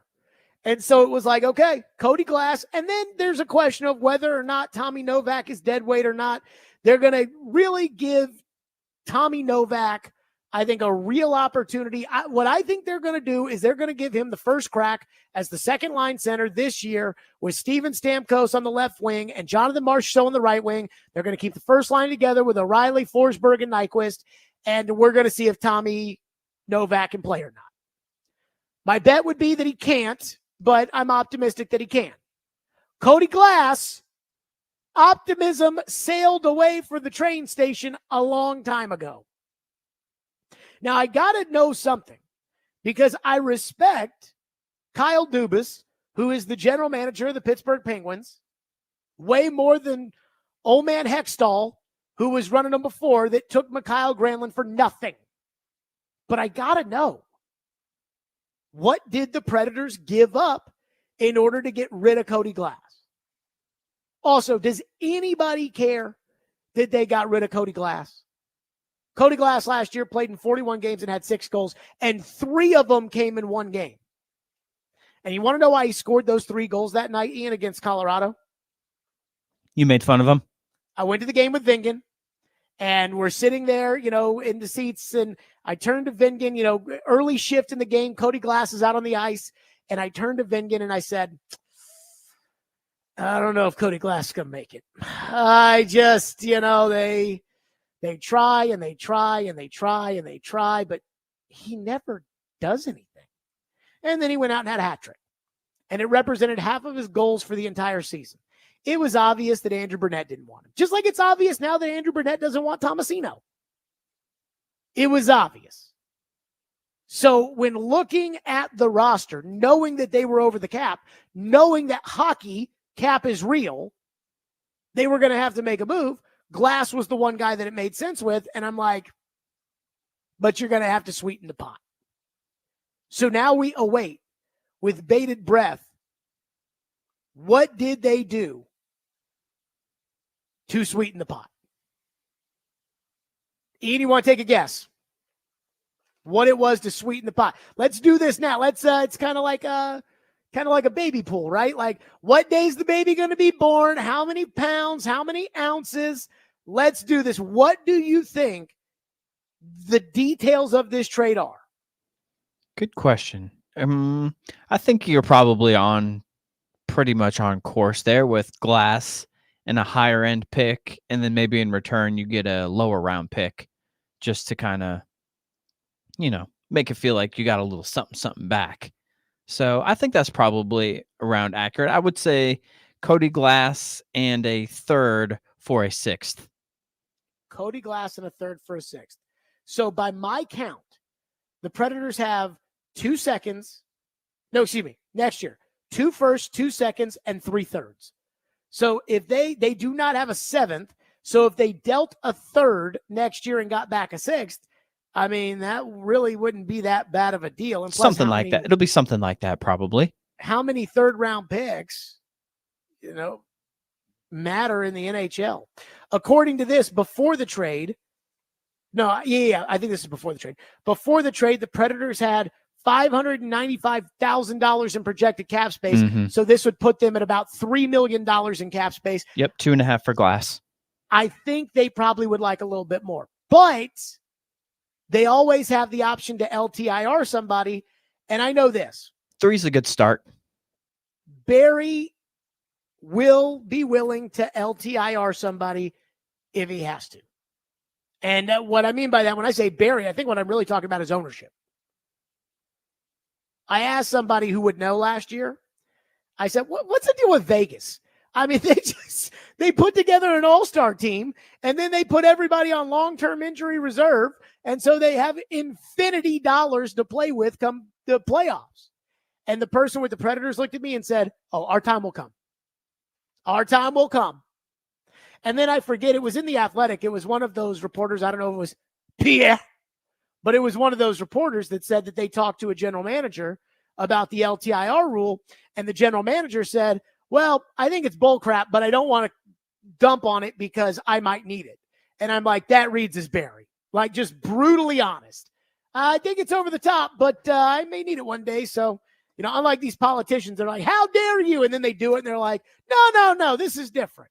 This general manager, this unnamed general manager to The Athletic, was like, I think it's kind of goes against the spirit of the sport, but I might need it, so I'm not going to dump on it too bad. And to me, I heard that, and I heard Barry in my head when I heard that. One texter says, "Isn't Cody Glass on his honeymoon? Barry Trotz is hardcore." So I have no idea. Is Cody Glass on his honeymoon? I mean, according to Alex Doherty, the Tennessean, it's he just tweeted that Cody Glass got married on August 3rd. So borderline. Yeah. Could be. 10 days might be a little much, but if you have money, I assume that's probably about fair. That is so wild to me. Wild to me that earlier this hour I talked about, that family that gets married and they buy their dream home and then they get divorced and all of a sudden, or they don't get married, they're about to get married, they buy their dream home, they're going to move into it when they get married, and then they don't get married and then they have to put it back on the market. I hope Cody Glass and his wife didn't buy their dream home in Nashville that they're getting ready to move into, only to go get traded. What's crazy is that I do not think a single person in town cares that this move was made today. I don't think there will be a single person that will say, "Oh, Cody Glass." I kind of thought Pittsburgh needed cap space for the Crosby deal. So, I don't know. Are they signing Crosby to a new deal? They're working on it. But that deal would be next year. I guess maybe he's still under contract for one more year. So Glass is right. So he would be a UFA next year. So Glass's deal. So any deal, the way hockey works, this isn't like the other sports. You can't affect this year's contract. Sure, it's you already can done. only do future years. And so who knows? But I don't think one person is upset about this. And I think it's wild because John Hines had this weird Cody Glass fetish, and everybody around, like once the Predators decided that they thought something, with Poyle and Hines, it then kind of spread like an airborne virus. It just spread to everybody in the organization. And then you got Hal Gill coming on the show, and he's talking about how Cody Glass is going to be a star. And I was like, okay, that's a little too much. Truth is, guy sucks. That's why Vegas got rid of him, and that's why you're getting rid of him. You're literally getting rid of him. That's because he sucks. And that's why nobody's upset about it. Another texter says, wouldn't shock to see Fabro get traded as well. It was obvious that Glass and Fabro were the prime trade candidates. That comes from Matt. I wouldn't shed a tear if they traded Fabro. I am so sick and tired, and I like Fabro, but I am so sick and tired of watching Fabro screw up. I'm so sick and tired of watching him screw up. He gets scratched half the time anyways. So there you go. The Predators made a hockey trade today. Way to go, Barry Trotz, working on vacation. Trading guys while they're on their honeymoon, allegedly, maybe, who knows. 615-737-1025. Coming up next, Trevor will join us in the 4 o'clock hour, and I do wonder at 4:30 what he thought of the game on Saturday. There are two dudes on the Titans that disappointed me on Saturday night. We'll get to that next. Stillman and Company, 102.5, 106.3 The Game.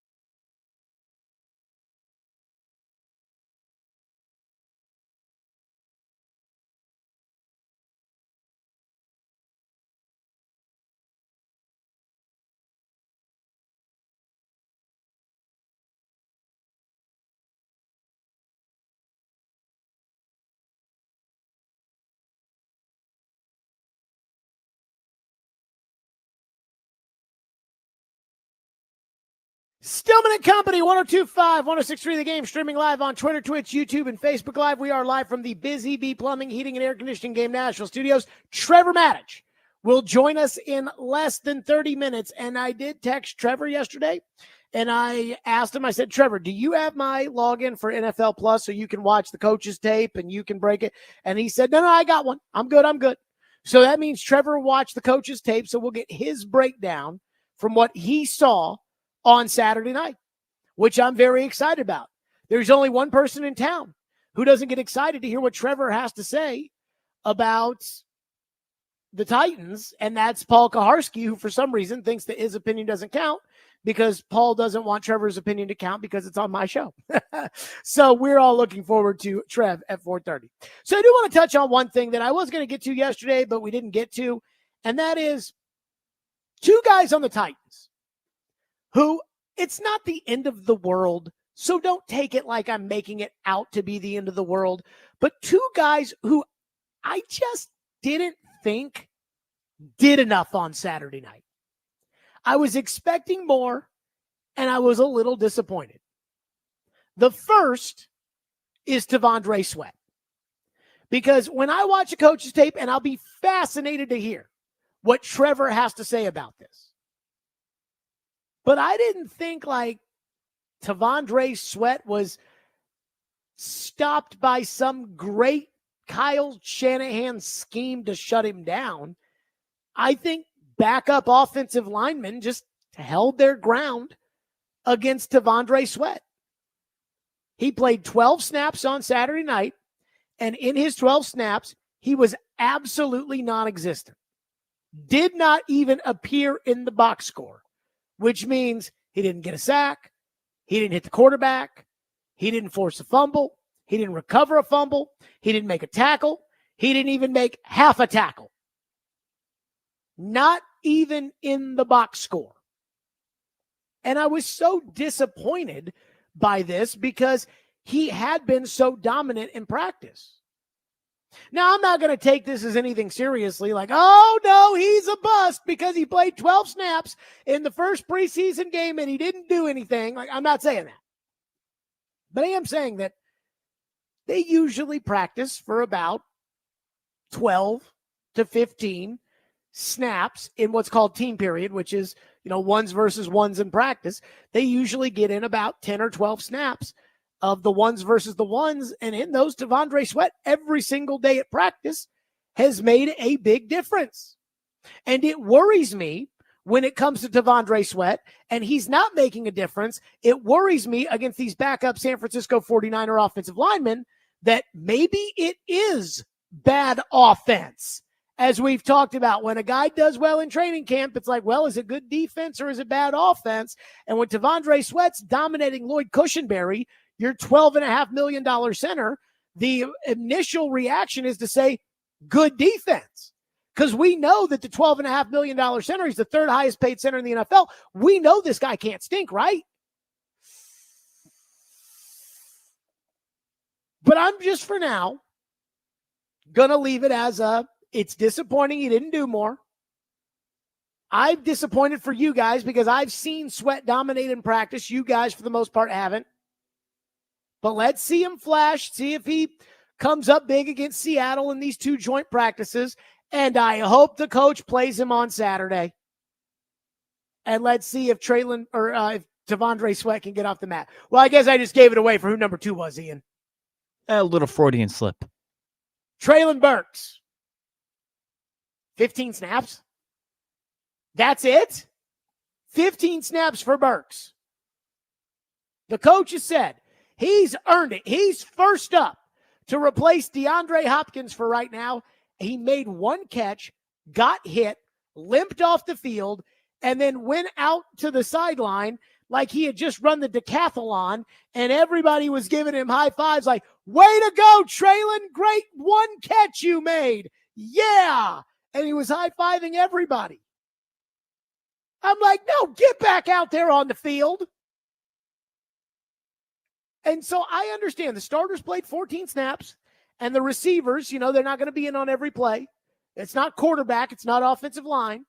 So I get it. But 15 snaps. Daniel Brunskill played 30 snaps.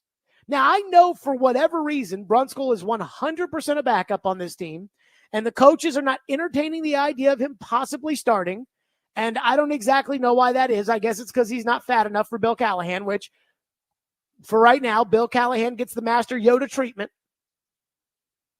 But Burks can play more than 15 snaps, right? Burks took like 4 pops on that one hit, and then he got up and he ran to the sideline, and it was like, way to go, Traylon. You made 1 catch, and now you're done. I'm like, let's let him play some more. Not only that, if Burks is going to be capable of being a legitimate NFL receiver, which I heard John McClain today on the morning show compare him to Nico Collins. A lot of Titan fans have done that. Nico Collins was, I believe, a 3rd-round pick by the Texans out of Michigan, and he didn't do anything for the first 2 years of his career. And then last year, we all know he lit it up in Houston with C.J. Stroud. If Burks is going to be that guy, why not let him go out there against these 49er backups and just absolutely light it up? Because if he's that kind of guy, then he should be able to do that. But he didn't do it at all. He made 1 catch, came off, and they gave him a gold medal. So the 2 guys that I watched on Saturday that I was kind of, let's see some more of, T'Vondre Sweat and Treylon Burks, and I didn't really see it. Now, again, it is the first preseason game. And the first preseason game doesn't really mean anything. The Titans offense, 2 touchdowns. Titans defense allowed a touchdown to Brandon Allen, not good. Titans special teams, big return on a kickoff, big return on a punt, big hit. What's it all mean? And the answer is really nothing. I watched the Steelers dominate last year in the preseason. And by the second week of the year, the fans wanted to fire the offensive coordinator, and they were chanting it at Penguin games. So what does it really mean? Not that much. But again, I was just a little disappointed because I was expecting big things, especially out of Sweat. When it comes to Sweat, there was so much dialogue. There was so much, I'm trying to think of the right way to say this, discussion. That might not be the right way to say it. It was a controversial pick. They made it. They stuck their neck out for him.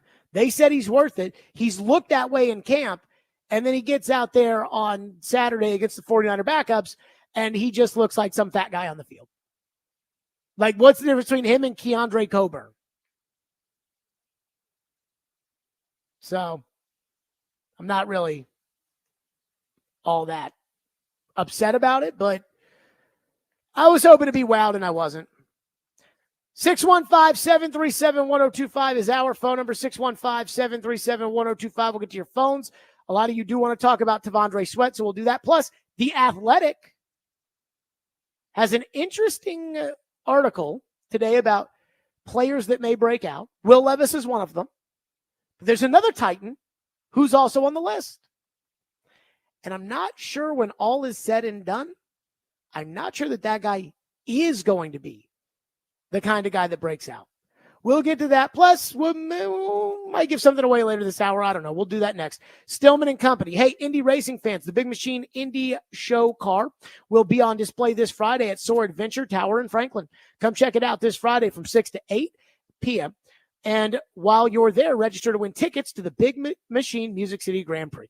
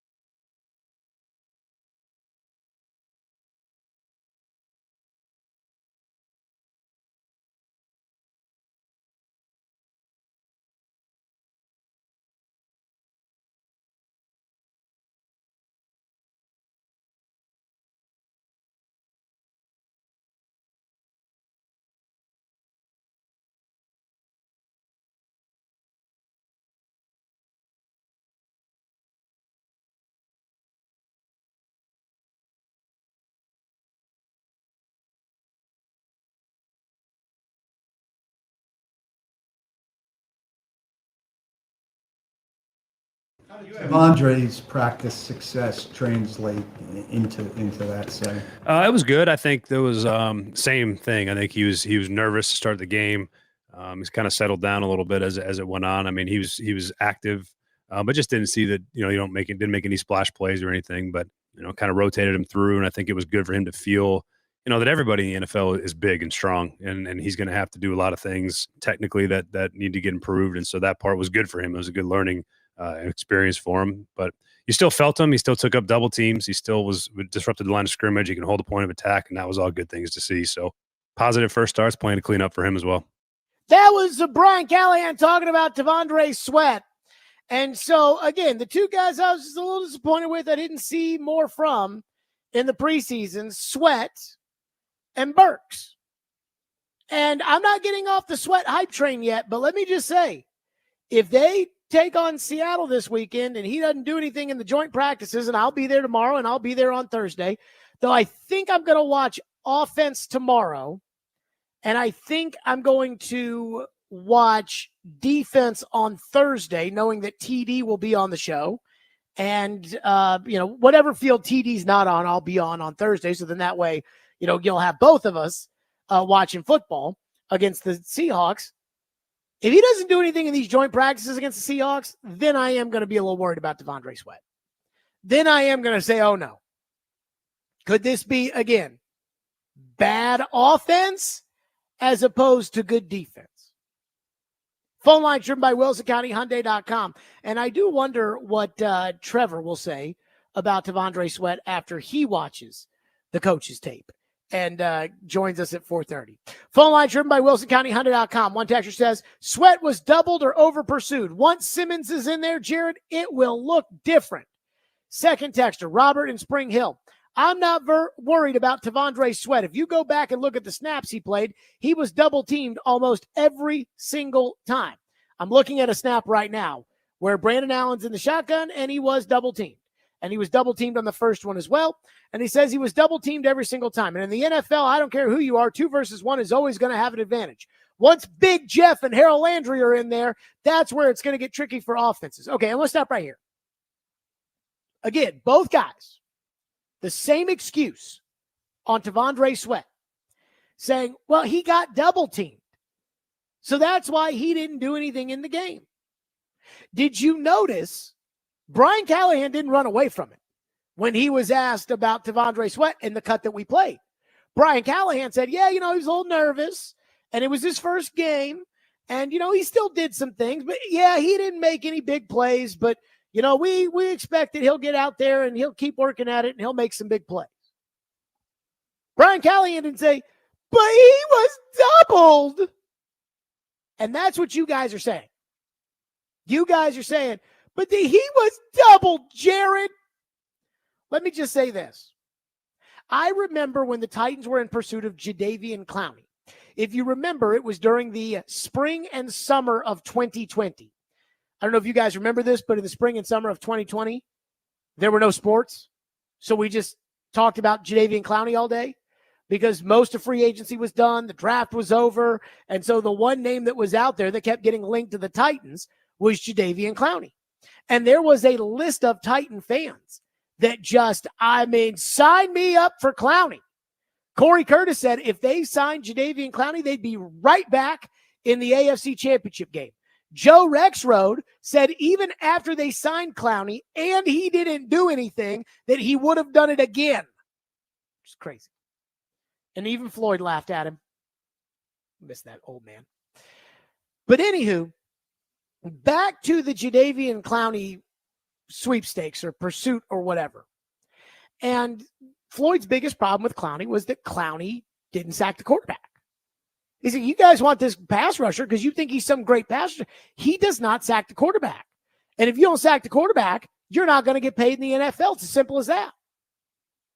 And everybody's response to that was, go look at the ESPN win rate, advancedanalytic.com, whatever. Go look at it. And the old man just, And people would say, well, but if you do look at the advanced win rate InsideEdge.com guru analytic, if you look at that chart, it says he's as good as Joey Bosa and that the problem is that he gets double teamed the most in the league. And the old man said, the best players get double teamed. The best receivers get double teamed. You think that when a team gets ready to play Devontae Adams, they're like, you know what? We're going to stick Trey Avery on Devontae, and we're going to give him no help, and we're just going to see. Trey, can you roll with Devontae Adams? No. Devontae Adams gets doubled every game he plays. He's Devontae Adams. You think J.J. Watt, only when Ken Wisenhunt was the coach, only then did J.J. Watt get singled up. Only when you're playing morons, like last year when the Titans singled up Myles Garrett with Andre Dillard, do they say, you know, we're not going to double team the best player in the sport.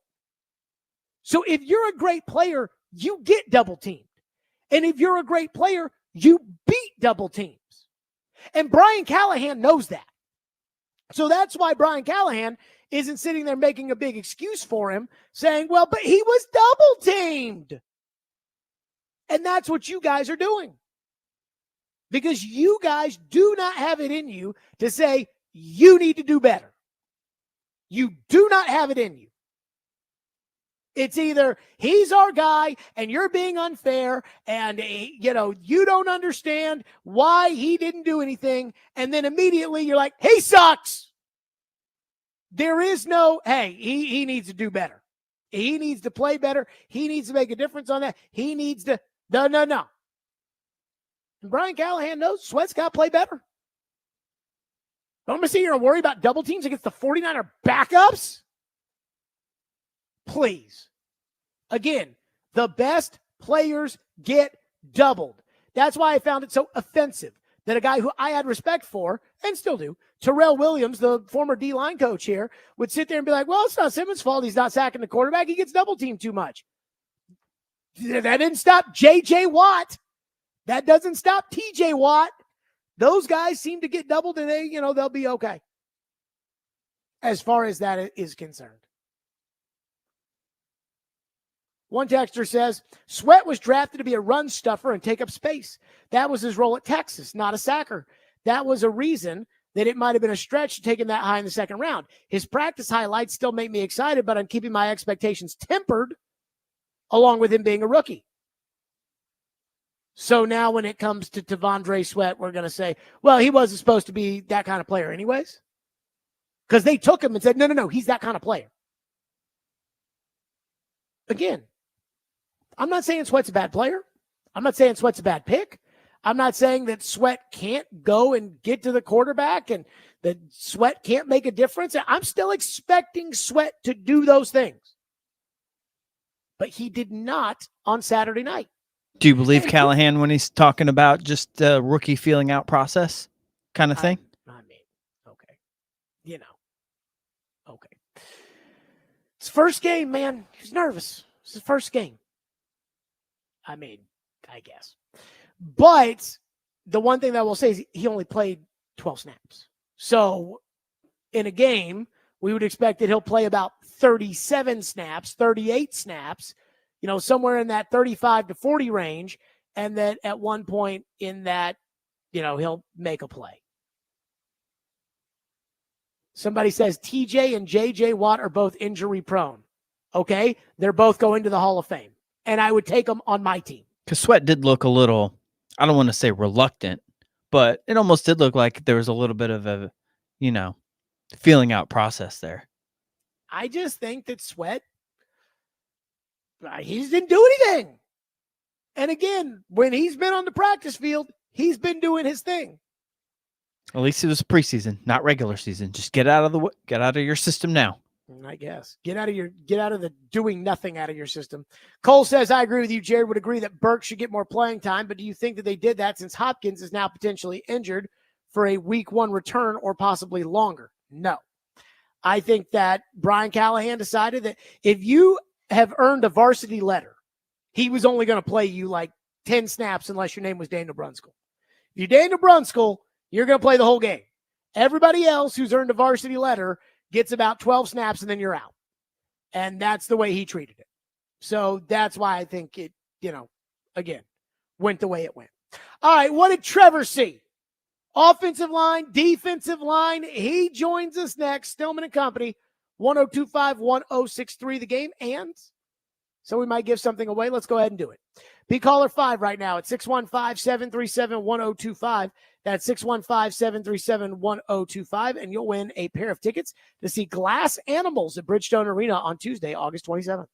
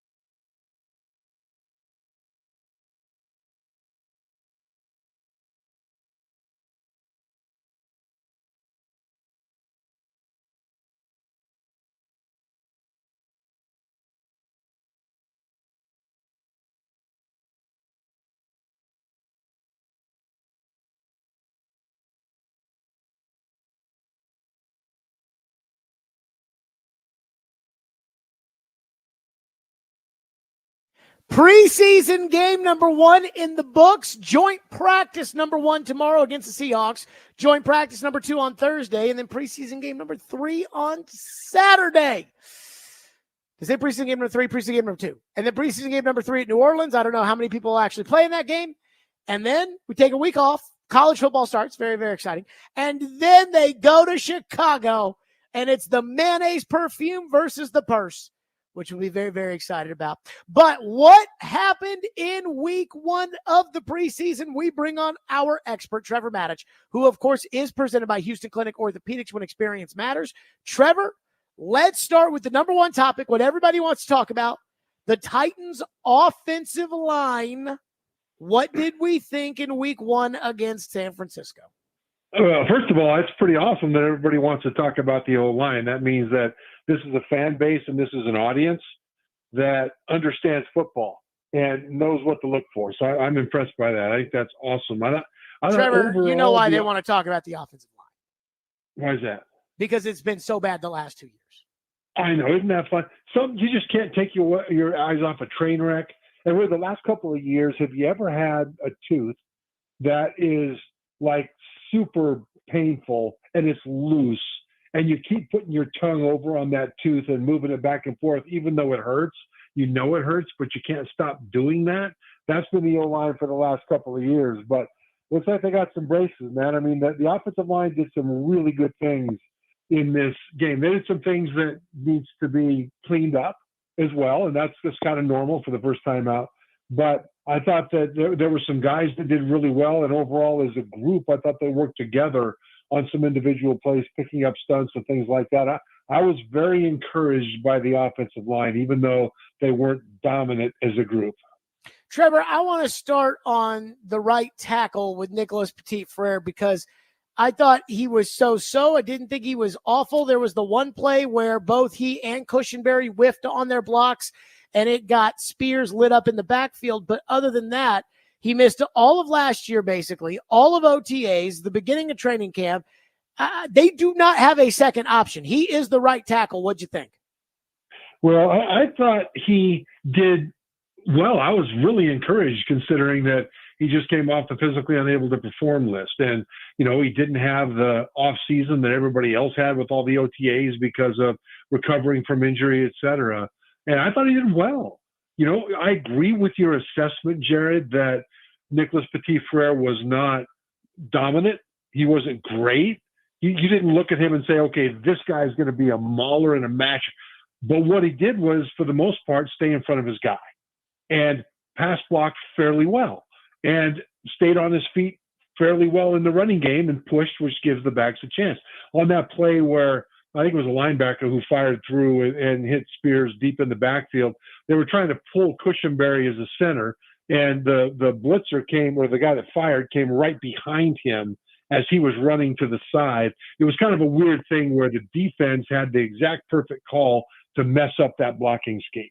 And so I'm not as upset about that as you might be, and some people might be. But from a standpoint of Petit-Frere, what we needed to see from him, which is stay on your feet, block the right guy, and give the quarterback time to operate and the running backs room to operate. I thought he did a nice job given expectations for his first time back. Trevor, what do you think of Radence at right guard? Radence was up and down. There were times when I really liked what he did. You know, there were times when he did a nice job in pass protection, good job in running the running game, but there were times also when he ended up on the ground when he didn't need to. You know, he went out to block for a screen and he ended up just whiffing badly, and his guy got in on the tackle. He had a play where he pulled from right guard out towards the right side, and it was actually a nice run, but he just sort of dove into the ground. And it was a nice run because his guy wasn't anywhere near the point of attack. But you can't just go there and flop on the ground in front of the defender. If you're going to cut the guy, you need to run through that cut, not flop. So those are some things that are teaching moments from him. But I think my favorite play from him was also my favorite play from Petit-Frere at right tackle, where they had a stunt where the defense twisted on a pass rush, and those guys were in perfect position to pass off that stunt, and they stopped it cold. And that's one of the hardest things for offensive linemen to deal with in a game situation, is those kinds of stunts. And on that particular play, they nailed it. So there were things that I liked about Radence. There were things that are absolute teachable moments, but I didn't see anything from him that tells me he can't be serviceable at that position. So I do actually, the play that you talked about where he kind of, slid down as opposed to following through with the block, I actually saw Bill Callahan working a drill at practice last week where they had a pad. Think of like a gymnast pad that they would somersault on or something like that. And there's a pad on the ground, and there's a defensive lineman with a pad and like a pad that you'd hit somebody with. And he was teaching the guys to basically slide down to I think it's a cut block drill. I think that's what Radens was trying to do, Trev. Well, trying to do. I watched that drill on Twitter. I saw video of it, and in that drill, the guys were hammering through that pad. It was like a pad about 2 feet square, and the guy holding the pad was down on one knee, and he just sort of swatted the offensive lineman as he came flying through, and then he landed on basically a landing pad, a big giant pad, so he wouldn't hit the ground hard. So the guys were coming through and throwing a forearm at that pad. They were flying into the ground, basically around the landing pad, and it was a violent drill. And what Radens did was not violent at all. He went out there and boom, went to the ground. And so the part from drive through the pad, throw a forearm into it, and use violence at the end of that drill didn't exist in that particular play. But see, when you've got a live person, it's different from when there's a pad. And so getting used to that takes a few reps sometimes. That's why I say it didn't bother me so much, because, it didn't tell me that Radens can't do it. It just tells me that that's a learning opportunity for him on that particular technique when you've actually got a live person that's defending you. What did you make of the left side of the line with Latham as a rookie and Skoronski as a second-year guy? And I will just say this. I'm a little worried that Skoronski might either be a little too slow or a little out of shape. Yeah, Skoronski of all the starting five was the one that concerned me the most, because he should have one of the highest upsides on that line. And there were plenty of times when they ran right over him and the play went nowhere. Right? There were plenty of times when he wasn't able to respond to the movement of the defenders in front of him as well as you think he should. Now, some of that might be first game when he's got new guys next to him, but the guys next to him had a new guy too in Skoronski.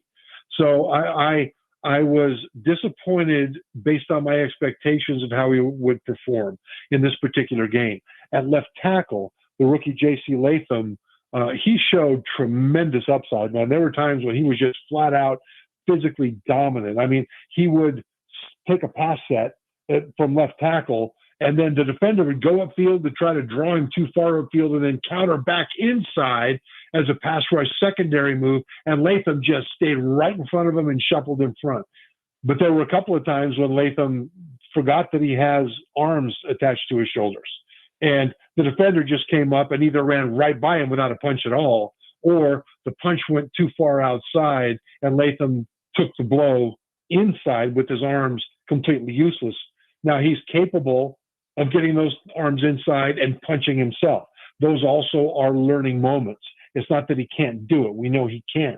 But the things that he did do well, especially with his feet, put him in position that when he cleans up and gets more consistent with that punch, keeping his hands inside, he's going to be in position to maul people. And then as a run blocker, man, he just, he mauled people. I was very excited to watch J.C. Latham. Trevor, what do you make of the fact that this was against the 49er backups and not Nick Bosa and Malik Collins and Fred Warner and, the really, really good 49er players? Well, that helps a lot, doesn't it? I'm kind of glad it wasn't, because this offensive line has struggled a lot in camp because the defense of the Titans has been incredibly aggressive in practice. I mean, coming with blitzes and stunts and slants, all kinds of stuff to mess you up mentally while you're trying to get physically up to speed. And defenses are always ahead of offenses when you start camp. And in that first week, it's not really fair to evaluate the offense. Then after that, the offense starts to catch up. So I think the O-line came into this game without as much success as they may have wanted to in practice. But I think that not having those great 49ers there allowed them to have some individual success and group, but mostly individual success that they might not have had as much if they'd have faced the starters. And you know what? I'm okay with that. They got a bunch of young guys, a bunch of new guys. and new system, and they're trying to get all that stuff squared away. So, again, what I was looking for was not, are they dominant here? Do they look like they're ready for week 15 when the playoffs are on the line? I just wanted to see, first of all, did they show that they can work together? And individually, did they mostly stay on their feet? Were they in the right position? Did they give the quarterback a chance? And they did. Did they give the running back a chance? And they often did. So that's why I'm not upset about the offensive line, even though you could point to a lot of things that weren't good. You can point to a lot of things that are very encouraging as well. Now, let's see how they do in the days of practice against the Seahawks. Trevor, last one on the offensive line. Trevor Maddox, presented by Houston Clinic Orthopedics. Are you ready to say Dylan Radins is the right guard, Nicholas Petit-Frere is the right tackle? Nope. I think Nicholas Petit-Frere right now probably is the right tackle. I wasn't terribly, happy with Jalen Duncan out there. I know the head coach, Brian Callahan, said a few good things about him. He did a couple of good things, but he didn't look to me encouraging that he could be the starter at all. Not yet, anyway. As far as Radins is concerned, it's really nothing against Radins, but I thought that Latavius Simmons, number 73, really popped. I mean, he had some mistakes as well and some things he didn't do well, but he played right guard in the first half, a lot of left guard in the second half. And I'll tell you what, man, he looks big. He looks physical. He looks like a guy that you want to have on your team as a swing guard. And what impressed me the most about Simmons was how he would drop anchor on pass rush, where the defender, the defensive tackle, would try to smash into him and drive him back into the lap of the quarterback. And Simmons just dropped anchor and locked him out. And I thought, man, that's what you need from a guy in that position. So will Simmons start over Radins at right guard? I'm not sure. But I will tell you, in this first game, Simmons looks like he belongs on an NFL team. Okay. Trevor Maddox with us, presented by Houston Clinic Orthopedics. Up next, what do you see out of the big boy on the other side of the line, Tavondre Sweat? We'll do that next. Stillman and Company, 102.5, 106 for the game.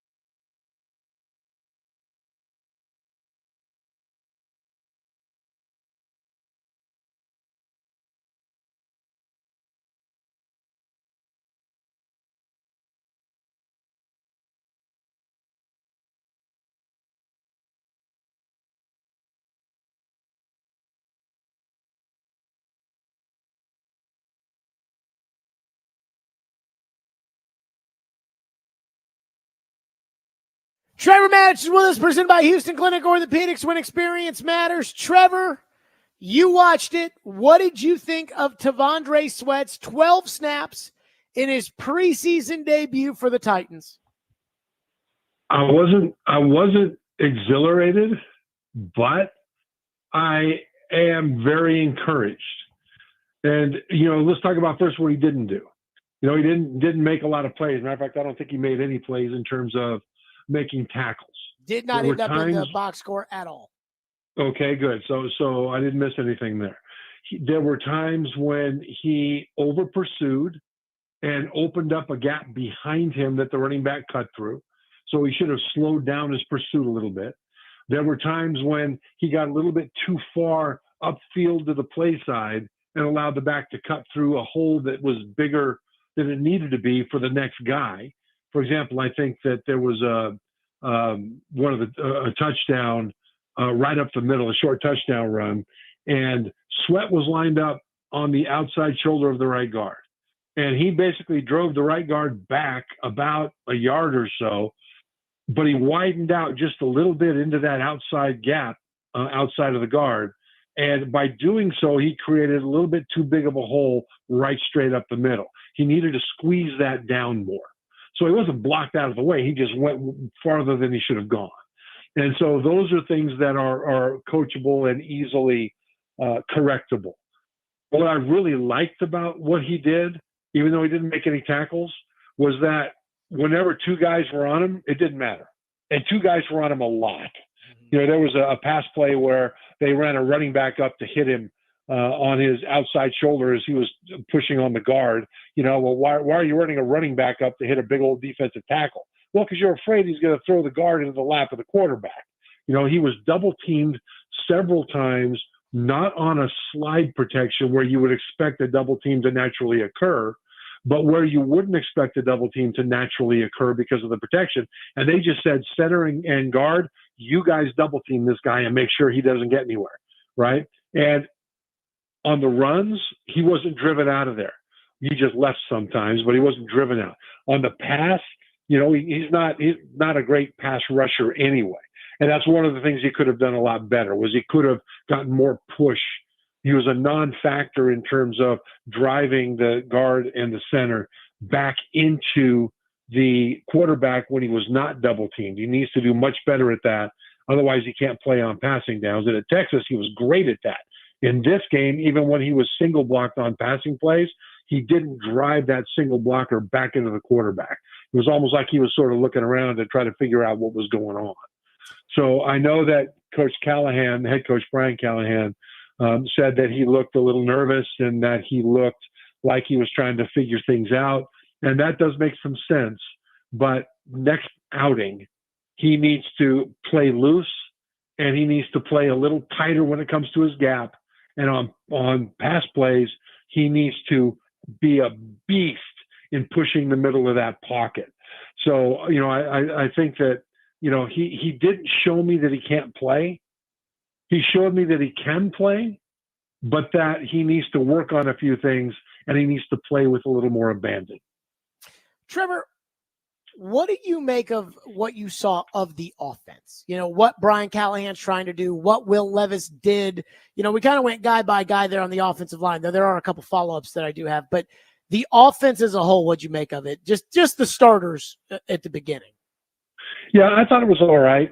It was all right. They were trying to do too much, and what they tried to do, they did pretty well, with the exception of those times I talked about when they ran, especially, interior runs kind of on the left side that got stuffed. I was pretty disappointed in that.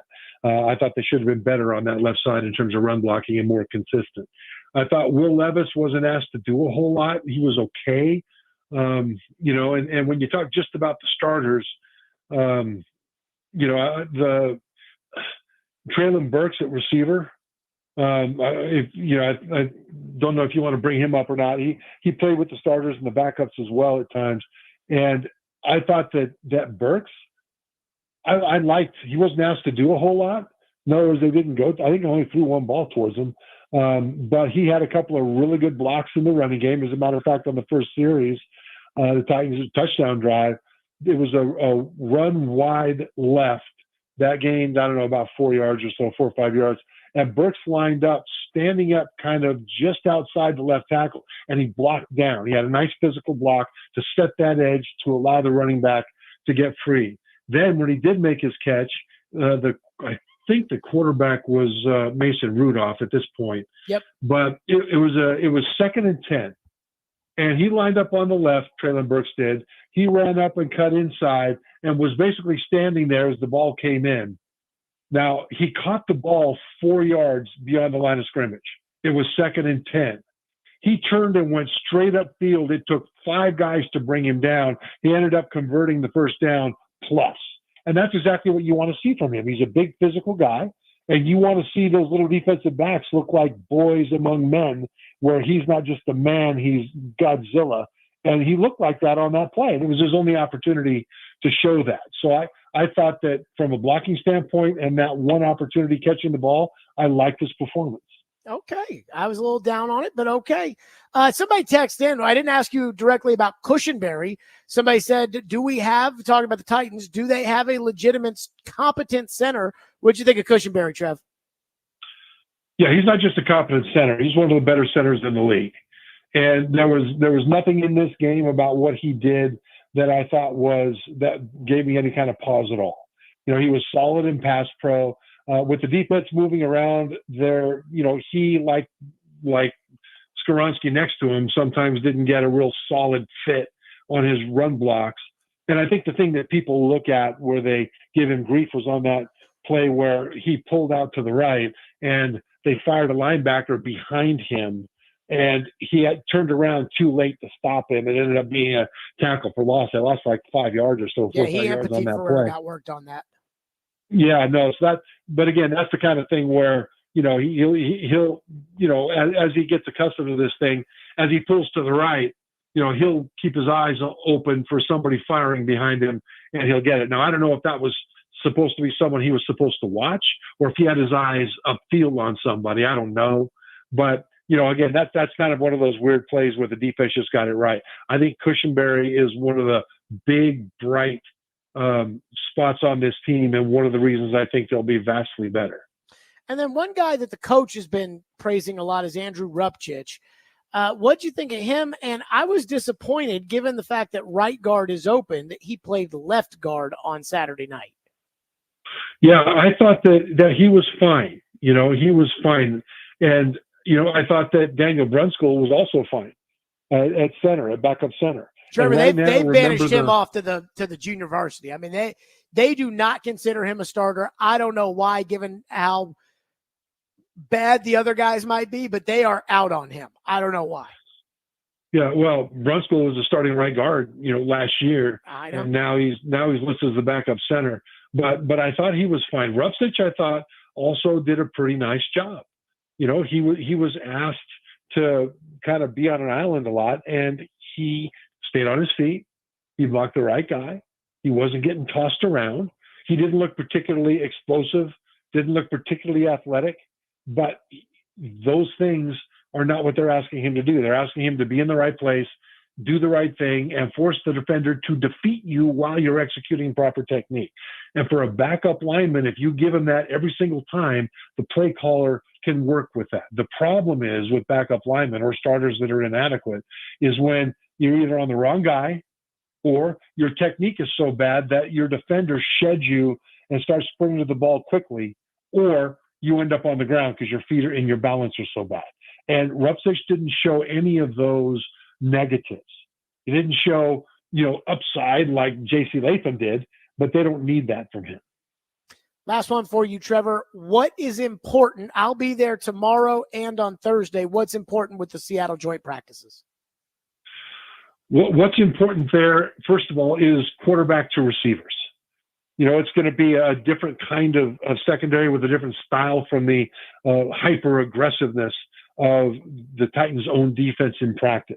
And all the quarterbacks and the receivers really struggled, especially on throws over the middle, right? Even that nice throw and run to Traylon Burks, he was wide open. I mean, they all bailed out in a zone and left that open for the catch, so they wanted to rally. And Brooks defeated the rally by just beasting the ball up the field.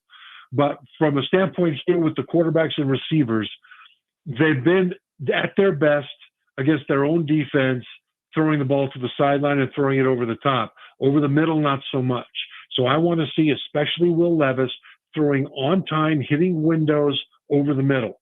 And, sidelines are good too, but they need to be able to attack that middle. And you can go to a play, what quarter was it? Might have been third quarter, in the preseason game against the 49ers where backup quarterback Mason Rudolph had a really nice throw to a receiver that ran a deep in route on the left side. And it was zone coverage, and that ball had to thread its way through a bunch of zone guys to get to the receiver. And it was a beautiful throw. That's the kind of thing we need to see from Levis over the middle, between the numbers, and against Seattle. And if they do that, you will see a marked step forward for this young quarterback and for this passing game. Trevor Matich, as always, presented by Houston Clinic, Orthopedics, when experience matters. Trev, great insight. We'll talk next week. Thanks, Jared. Yep, Trevor Matich joining us, as always, the expert, saying, hey, thought Dylan Radins looked pretty good, but not ready to say they have a starting right tackle or a starting right guard. Coming up next, Will Levis has his own line of perfume. Mayonnaise perfume.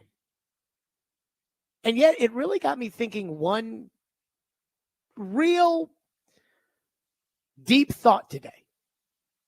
I'm talking real deep. We'll get to it next. Stillman Company, 102.5, 106 The Ken.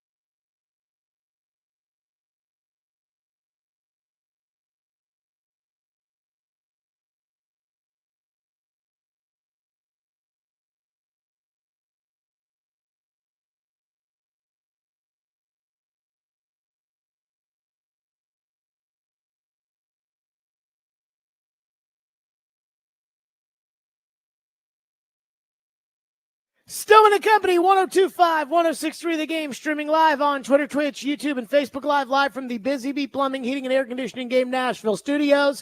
If you missed the big news today, and it was not included in your update there, Will Levis has dropped his Hellman's mayonnaise scented perfume today in a garishly cringeworthy commercial that dropped on Twitter this morning.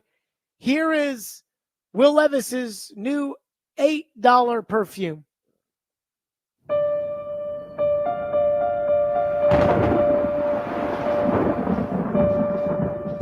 They try to define you, but you are the ingredient to your own success.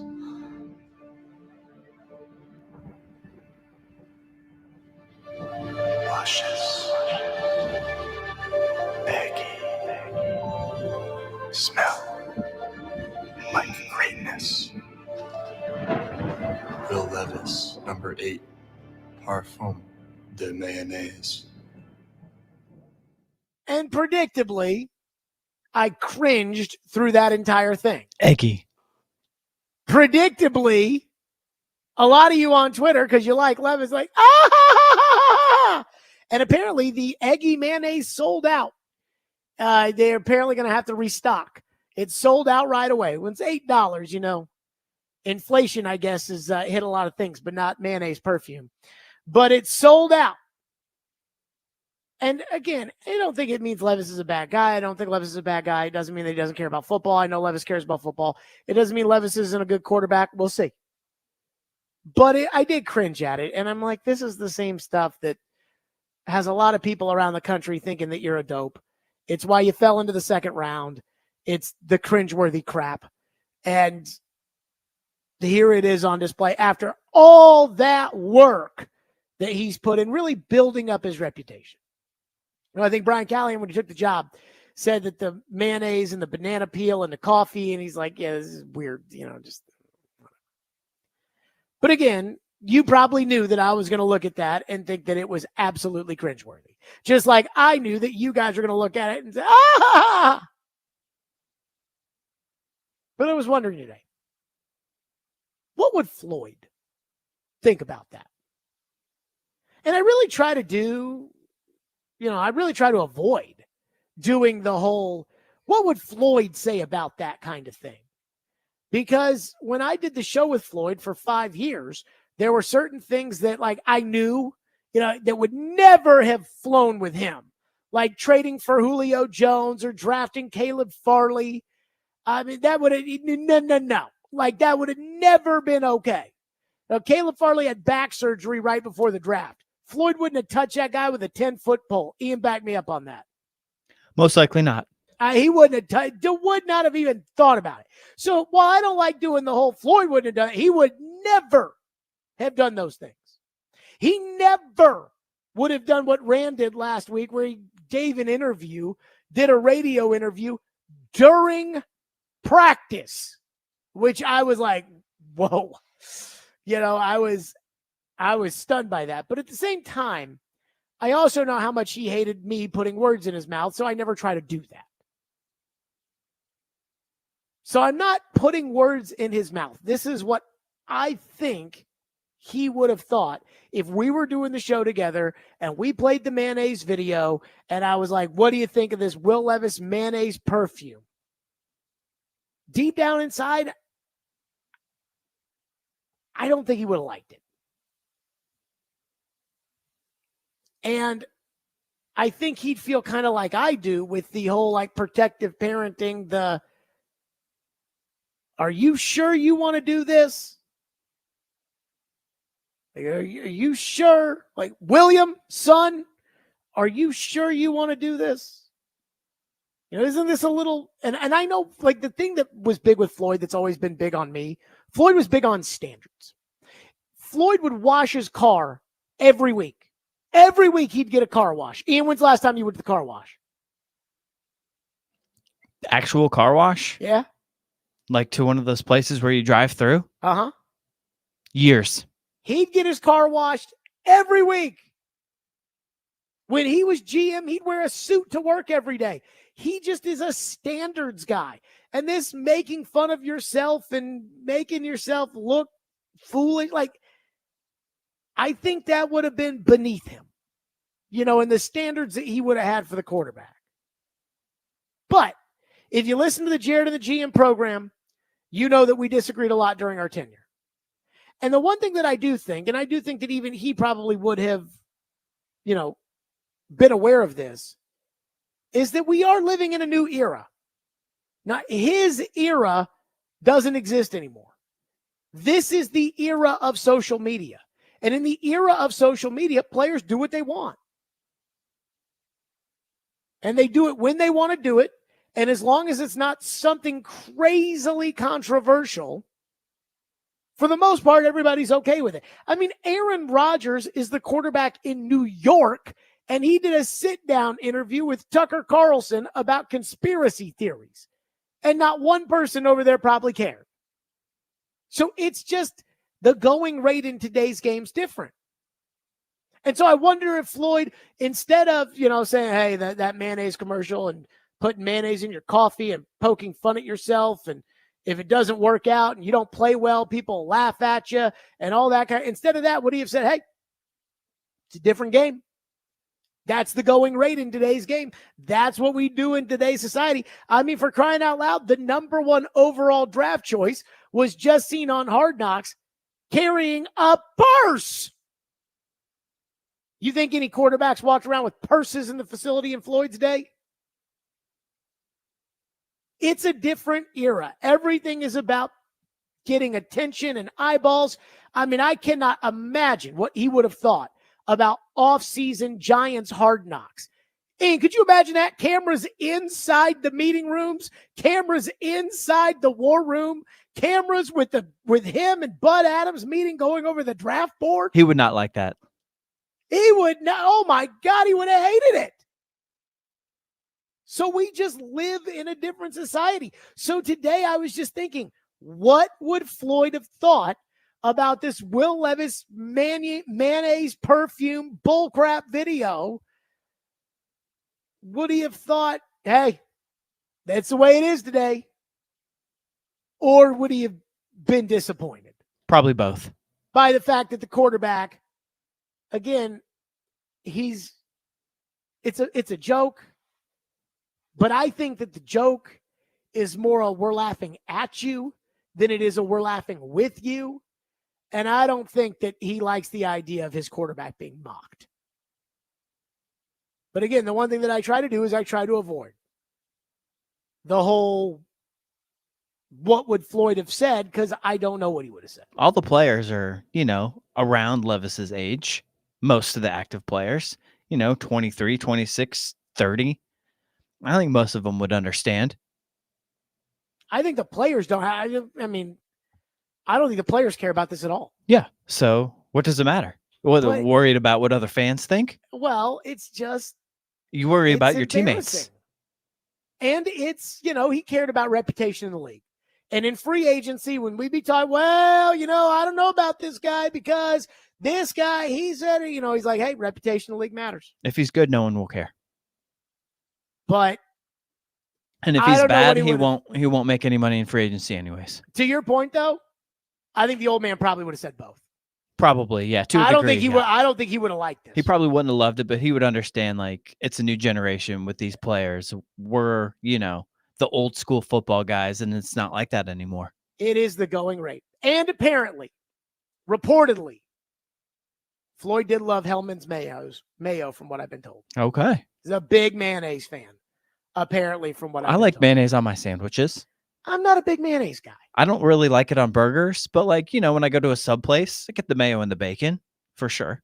I'm not a mayonnaise guy. For whatever, I'm a honey mustard guy, not a mayonnaise guy. Not Miracle Whip, not Cool Whip or Miracle Whip, whatever. Well, Cool Whip is like Cool Whip's dessert, I guess, right? Miracle Whip, it's too sweet. Got a little sweetness to it. Not good. All right, let's get to your phone. 615-737-1025 plus. The one thing that I absolutely will hate about this mayonnaise thing, and you will too if it comes to pass. We'll do that next. Stillman and Company, 1025, 106 the game. Oh,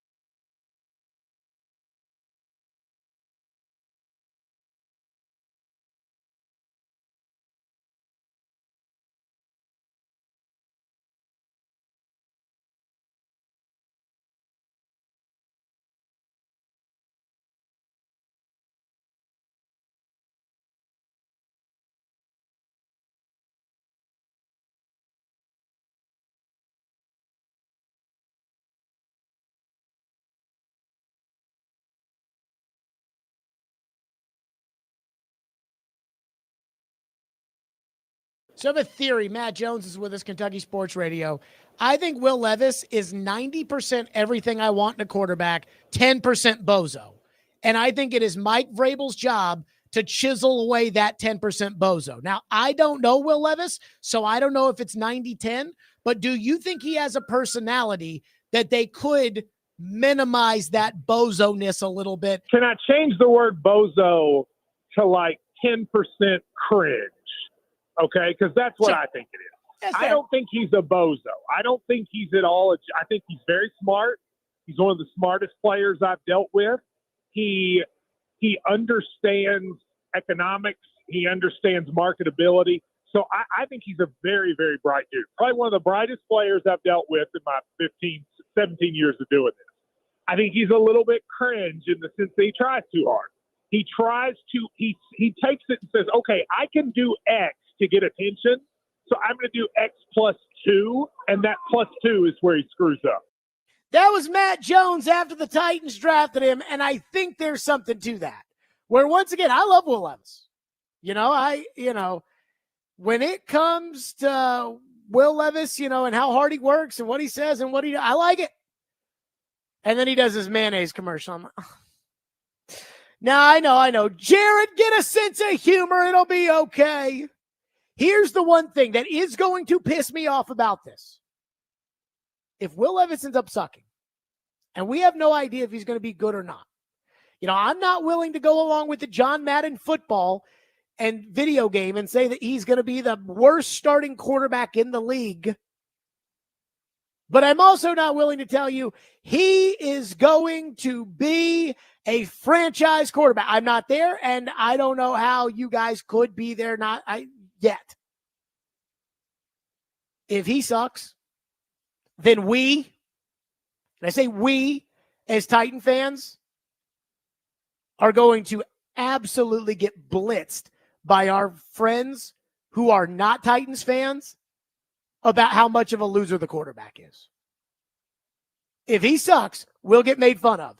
And that is inevitable. And I guarantee you, because I've been doing this for a long time, and I know all of you, if he stinks, you guys are going to crap all over this and all over him after you thought it was the funniest thing in the world today because you had dreams of him being Dan Marino 2.0. Like, I'm telling you right now, let's say Levis doesn't make it.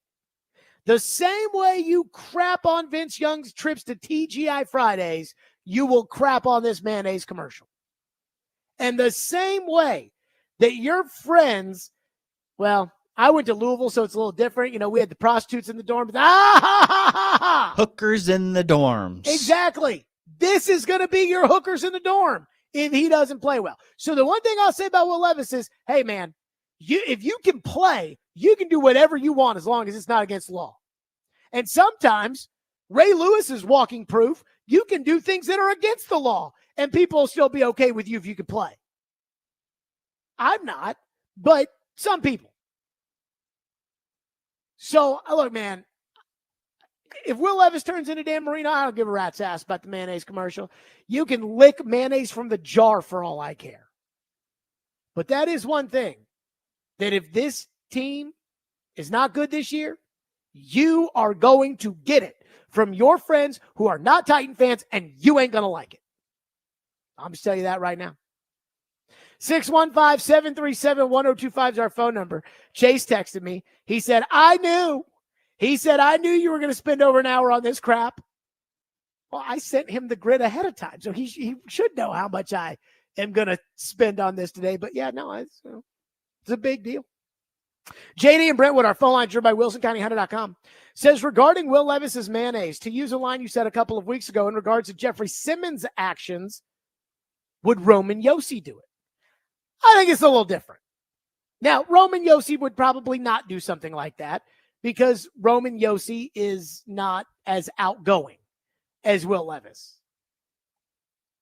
I don't know. If that one person in the text line was right and said that Levis made $300,000 off of this, I have no idea how much money he made.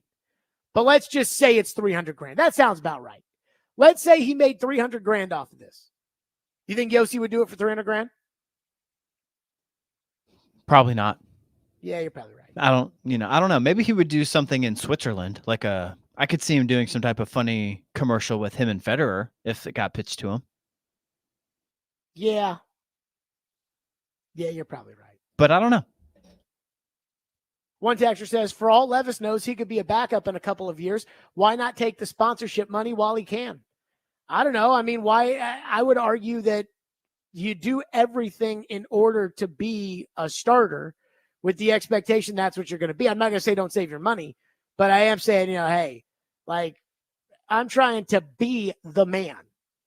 And the last thing I need is, in order to be the man where I'll make $55 million a year, maybe I need to carry myself like I am the man in order to do it. Is that worth $300,000? In order to show his teammates that he was the man, he went out there and he paid for all those guys to go to Cabo, even though most of them are making more money than him.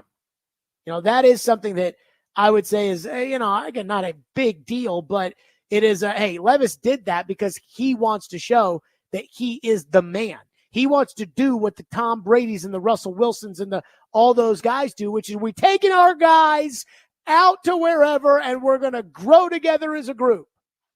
And yet, again, Calvin Ridley and DeAndre Hopkins are making a lot more money than he is. For whatever that's worth.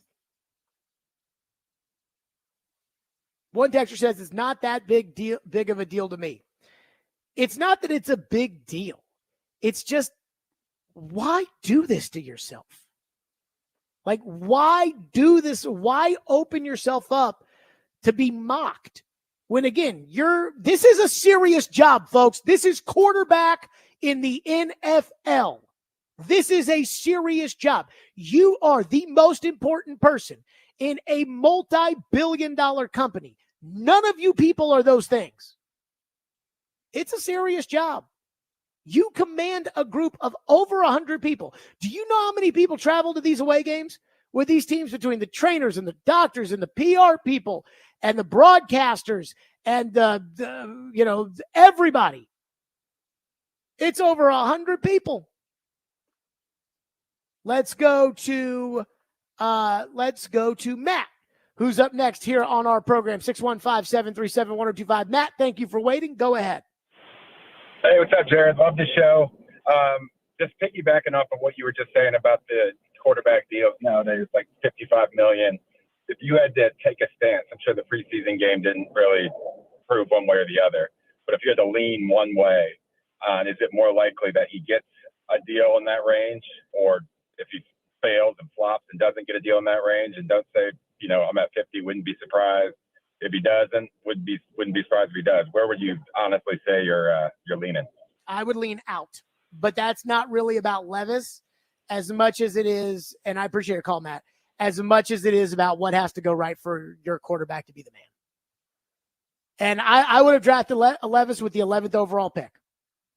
Peter Skoronski, who is either slow or out of shape or both, would not be on this football team. He'd be somewhere else. Probably would have gone in, 19th in the draft or something like that, because nobody's taking a freaking guard as high as you did. But I would have drafted Will Levis with the 11th overall pick, and I would have started Ryan Tannehill every game last year. And, well, Levis would have played because Tannehill got hurt. But I would have done that. That's what I would have done. And so I think there's a chance he makes it. But I'm going to say out, only because they don't have a right tackle right now, and because it's hard for these guys to make it. Right now, if you had to ask me all these rookie quarterbacks, and apparently they all lit it up over the weekend, and I'm still not sold on any of these guys being franchise game changers, even Williams. So maybe that's just me. Logan is up next here on our program. Thank you for calling. Thank you for waiting. Go ahead, Logan. Yeah, no worries, Jared. Simple. Just want to add a counterpoint to the mayonnaise homage, Savage debacle here. Look, I understand that there might be a risk in him flopping, and next thing you know, everyone's going to comment on the thread saying, we should have gone with Dukes. But at the end of the day, right, you got to secure your bag. You got to do what you got to do to make your revenue. So I think the idea of saying that sponsorship process is not important. He should be more focused on hitting the bag from his play days. I think those are kind of two different issues, right? You want to ride your marketability wave as much as possible. So the idea of like, make sure you don't get any money from marketing and only focus on your craft. I didn't say this isn't about, to me, this isn't about focusing about football. This is about you not just being went on a rant serious. talking about how we are worried that if he doesn't do well, people are going to make fun of us. Like, I don't think he gives two craps about that, and nor should we. Right? Oh, like, I'm going to tell you right players now, don't play. people are not going to like it. And he should care about that. You're the quarterback. Logan, thank you for the call.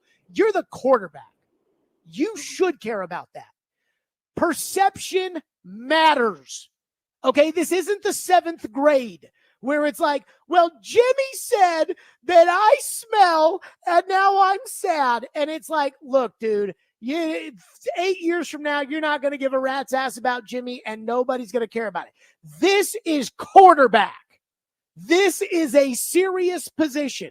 The way you treat other people, the way you're viewed in the community, the way you're viewed by your teammates, the way you're viewed by the lunch ladies, that stuff matters. It matters.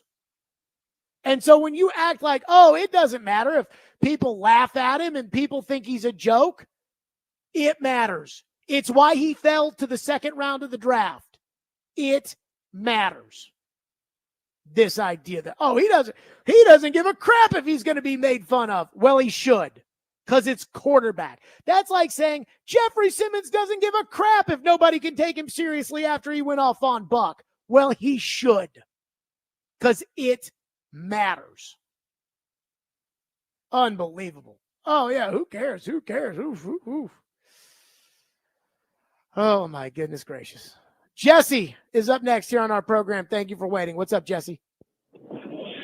Hey, so a couple of months ago, you interviewed, I think it was Barry Trotz during the hockey season, and you both kind of talked about how the players were a little vanilla and didn't have too much personality, especially on social media.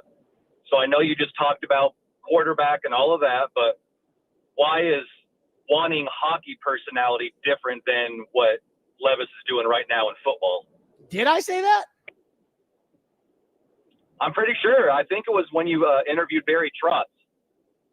Something happened on social media with a hockey player, and you guys got on the topic of how the Predators players weren't very boisterous on social media. They didn't really have much of a personality, that kind of stuff. Ian, do you know what this guy's talking about? Not totally.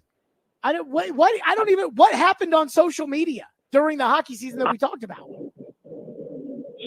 Someone posted something or did something stupid, and somebody on the Predators got on the topic. No, it was someone from another team. But then you guys got on the topic of, is it good or bad to, go all AJ Brown on social media and stuff? And both of you kind of mentioned how basically none of the Predators really have personalities they're not active on social media. They're not big, they're not big mouths. People don't really know them in that way. I mean, I talk a lot. Thank you for your call. I talk a lot. So there are certain things that like somebody will say, you said this. And I'll be like, that sounds like something I said. I have no recollection of that. I kind of think you're making crap up, but I don't know. Do you have, seriously, any idea? I'm not sure I remember a question with Trotz about that. I mean, when we talk to Barry Trotz, I like Barry Trotz, but when we talk to Barry Trotz, it's about some serious stuff now. It's about, you can go sign that guy for $8 million. You're going to trade him. You're going to that's what I don't think we talk about what they're doing on social media.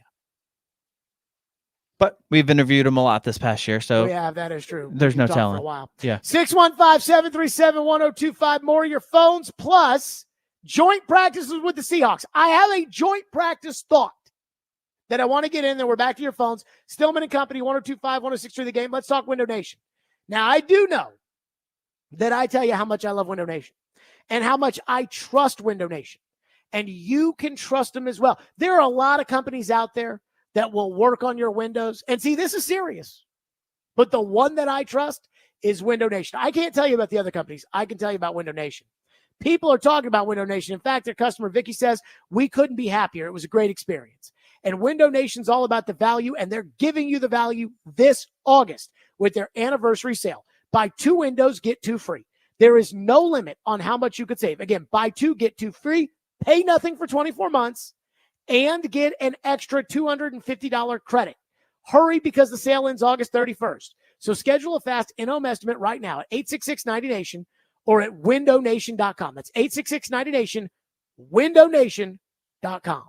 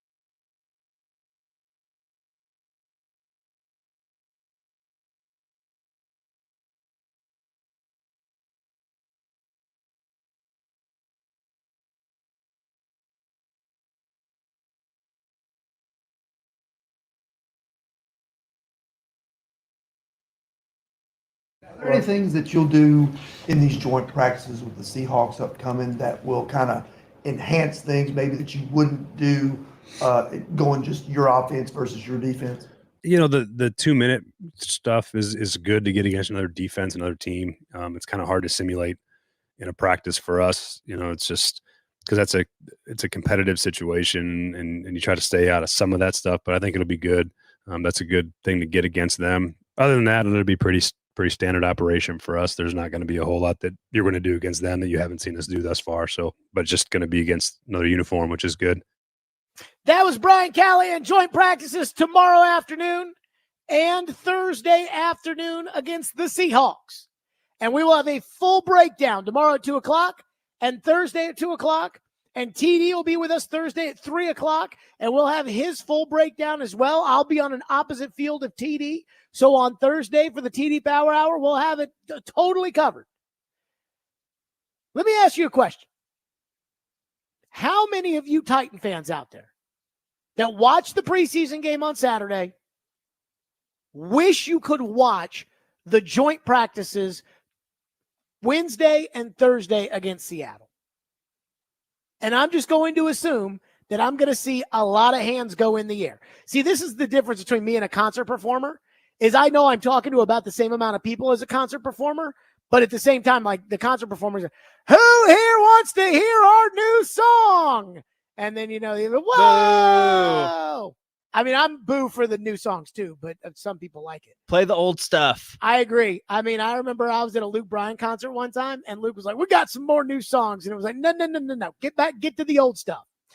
Bon Jovi, one time at Bridgestone Arena, got cheered when he said, this is the last new song I'm going to play. And it was like, get back to the old stuff. But you can hear that like in live time. You can't do that when you're on the radio. I can't hear you guys. But I assume that there are a lot of hands in the air that are like, hell yeah, I want to watch the joint practices against the Seahawks. And you can't.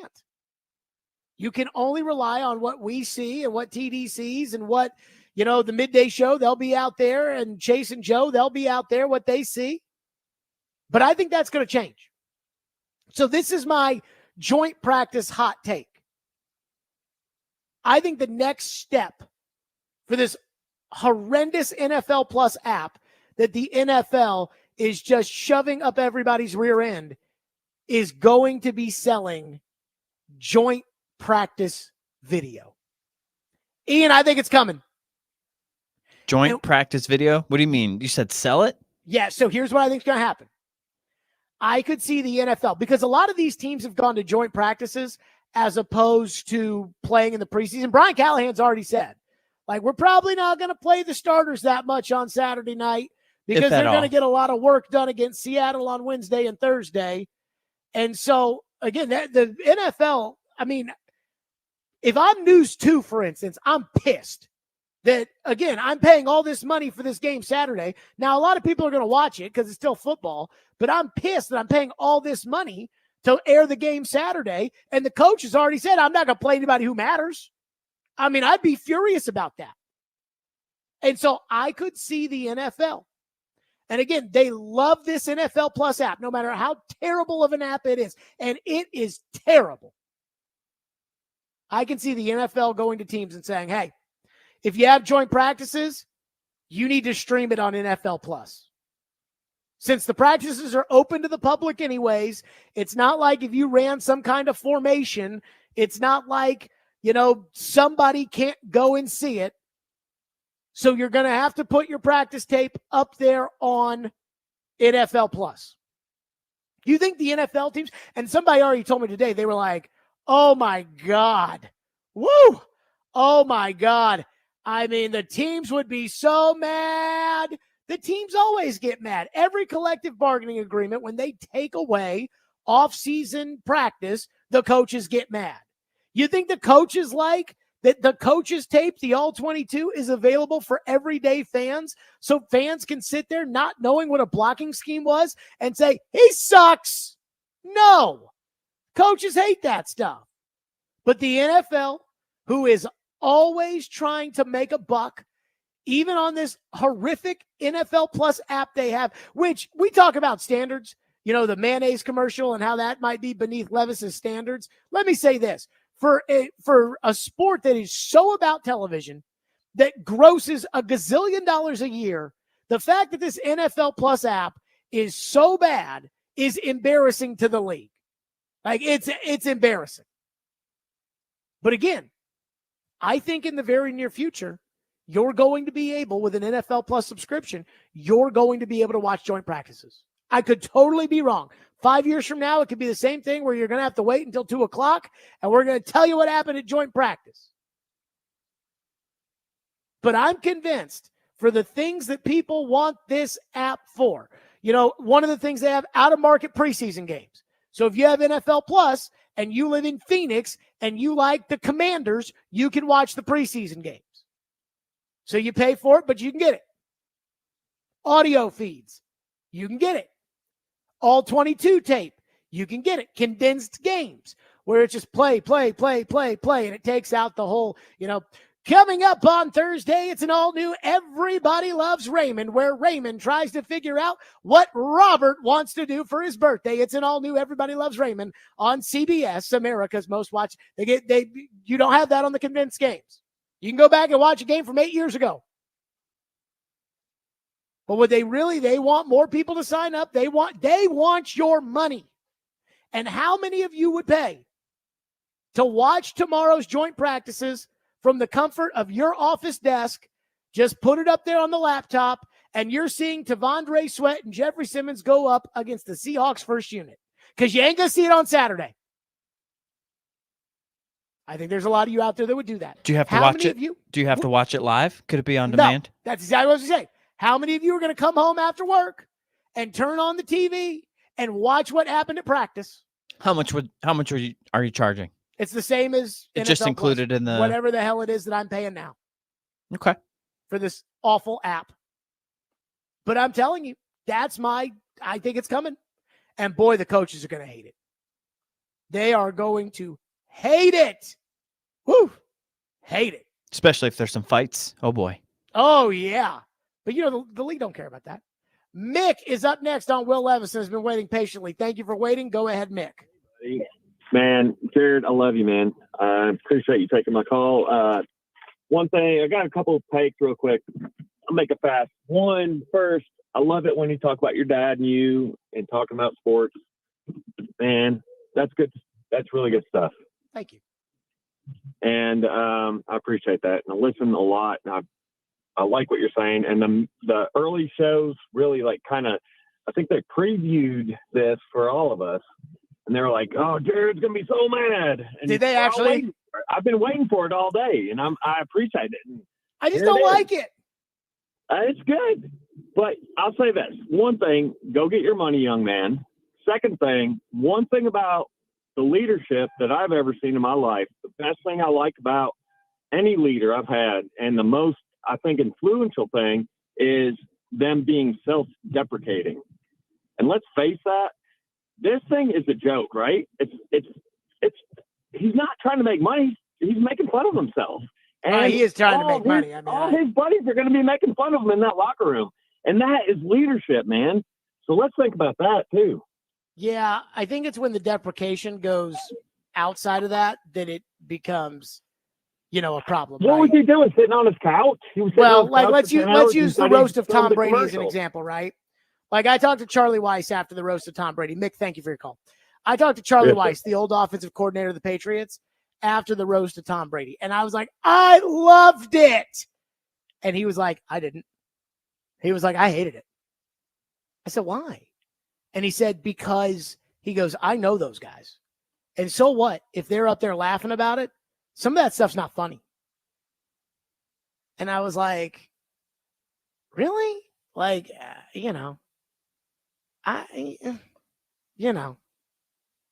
This is not quite the same as a roast, though. No, but why did Tom Brady do it? Do what? The roast? The roast. Well, I mean, he does it not for the money. I mean, as well as I do, Netflix paid him $1 gazillion. Sure. But at this point, he doesn't need the money. The fact that they got Belichick there. Yeah, but you know what Floyd told me one time? He said, take $2.5 million. He says, you don't think that's a lot of money to Warren Buffett, do you? I said, no, that's not a lot of money to Warren Buffett. He goes, ask Warren, would you rather have the $2.5 million or not have the $2.5 million? Well, if you're going to go into a roast, it's going to be a little spicy. I know.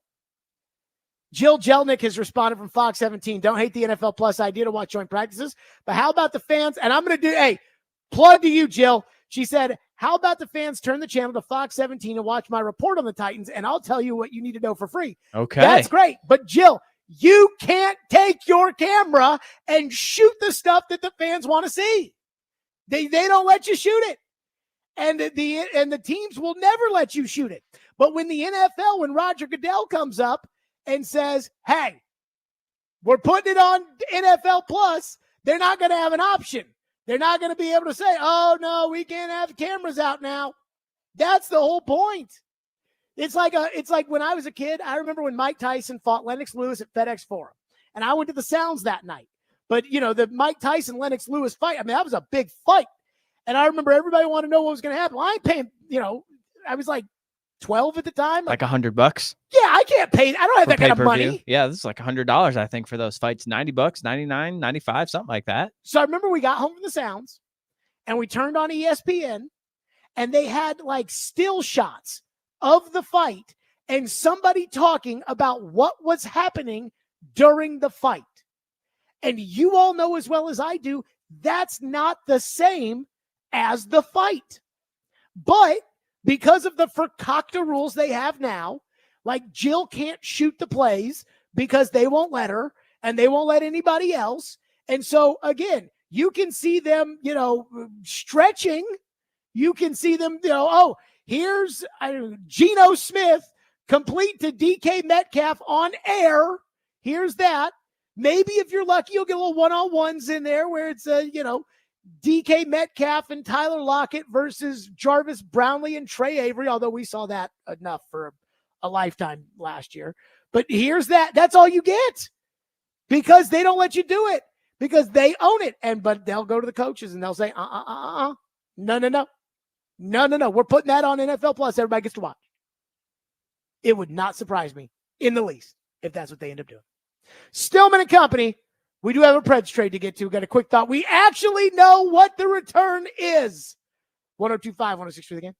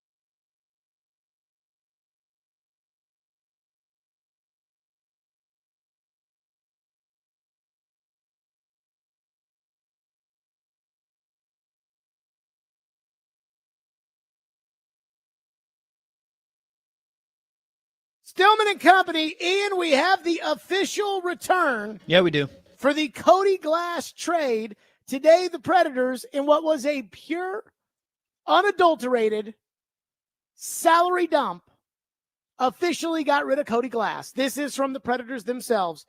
The Nashville Predators general manager, Barry Trotz, announced today the team has acquired forward Jordan Froska from the Pittsburgh Penguins in exchange for forward Cody Glass, Minnesota's third-round pick in 2025, and a sixth-round pick in 2026. I believe the Predators acquired this third-round pick from Minnesota in exchange for dropping out of the second round. And I think they got something else. Like, I think they got another third this year, and they got a third next year in order to move out of the second round during the draft. And I thought with that pick, because John Hines, when he was the coach of the Predators, had this weird fetish for this useless Cody Glass, and they signed him to a multi-year extension or whatever. That might have been Trotz who did that. But, they loved him. And so I was like, hey, let's give John Hines his third-round pick back in order to take Cody Glass and his $2.5 million off your hands. And instead, it's Kyle Dubas in Pittsburgh who is willing to take Cody Glass off your hands for the $2.5 million it gives the Predators, according to whatever, Puckpedia, something like that. Yep. Whatever the hell that is. RIP to Cap Friendly. But apparently the Predators now have $3 million in cap space. Let me say this. I will not miss Cody Glass. And I mean this with all due respect. He was what the previous regime got too infatuated with. Oh, no. We know he can do it. And what the new regime is no longer doing. The new regime, Barry Trotz, Andrew Burnett, the new regime, they are no longer sitting there thinking and hoping that somebody can be good. They didn't wait any longer for Ryan Johansson. They didn't wait any longer on Matt Duchene. They did. If you can't play for Barry Trotz and Andrew Burnett and you make it abundantly clear, you will be gone. And I like that. It's amazing. I know it sounds simple, but sometimes guys get so caught up in something they feel or they see I like Anthony Richardson. When he was available, I would have taken him with the number 1 overall pick. I would have passed on C.J. Stroud in order to draft Anthony Richardson. Very few people will admit to saying something like that. It wasn't crazy at the time, and because of that, I'm telling you, that's what I would have done in that moment. Now, if I know what I knew now, unlike what Joe said about Clowney years ago, if I knew what I knew now, I would draft C.J. Stroud. But again, I think Indy's ruined him, and I think that he's probably never going to stay healthy, and that's it. But I wouldn't wait forever on it.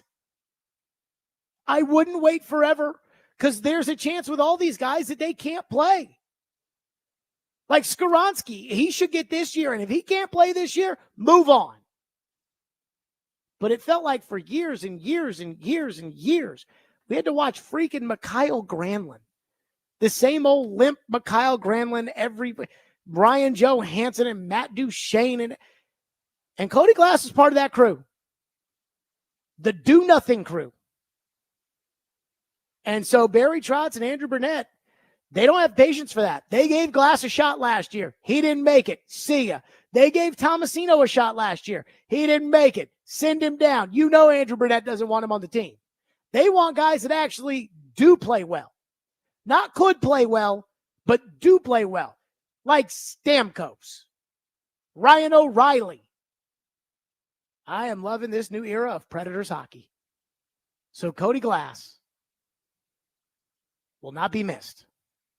But his $2.5 million will be welcomed. And if he is, in fact, on his honeymoon, as Alex Doherty at the Tennessean speculated, because I guess he got married at the beginning of the month, Barry Trotz, you bad man, you. That's a little cold. I mean, hey, business is business, but that's, woof. Then again, Dansby Swanson signed for $177 million on his honeymoon, so it all weighs out one way or another. That's it for us. Joint practices with the Seahawks tomorrow. We'll have the full breakdown at 2:00. What went down, what didn't go down, you'll know. Stillman and company. We'll see everybody tomorrow at 2.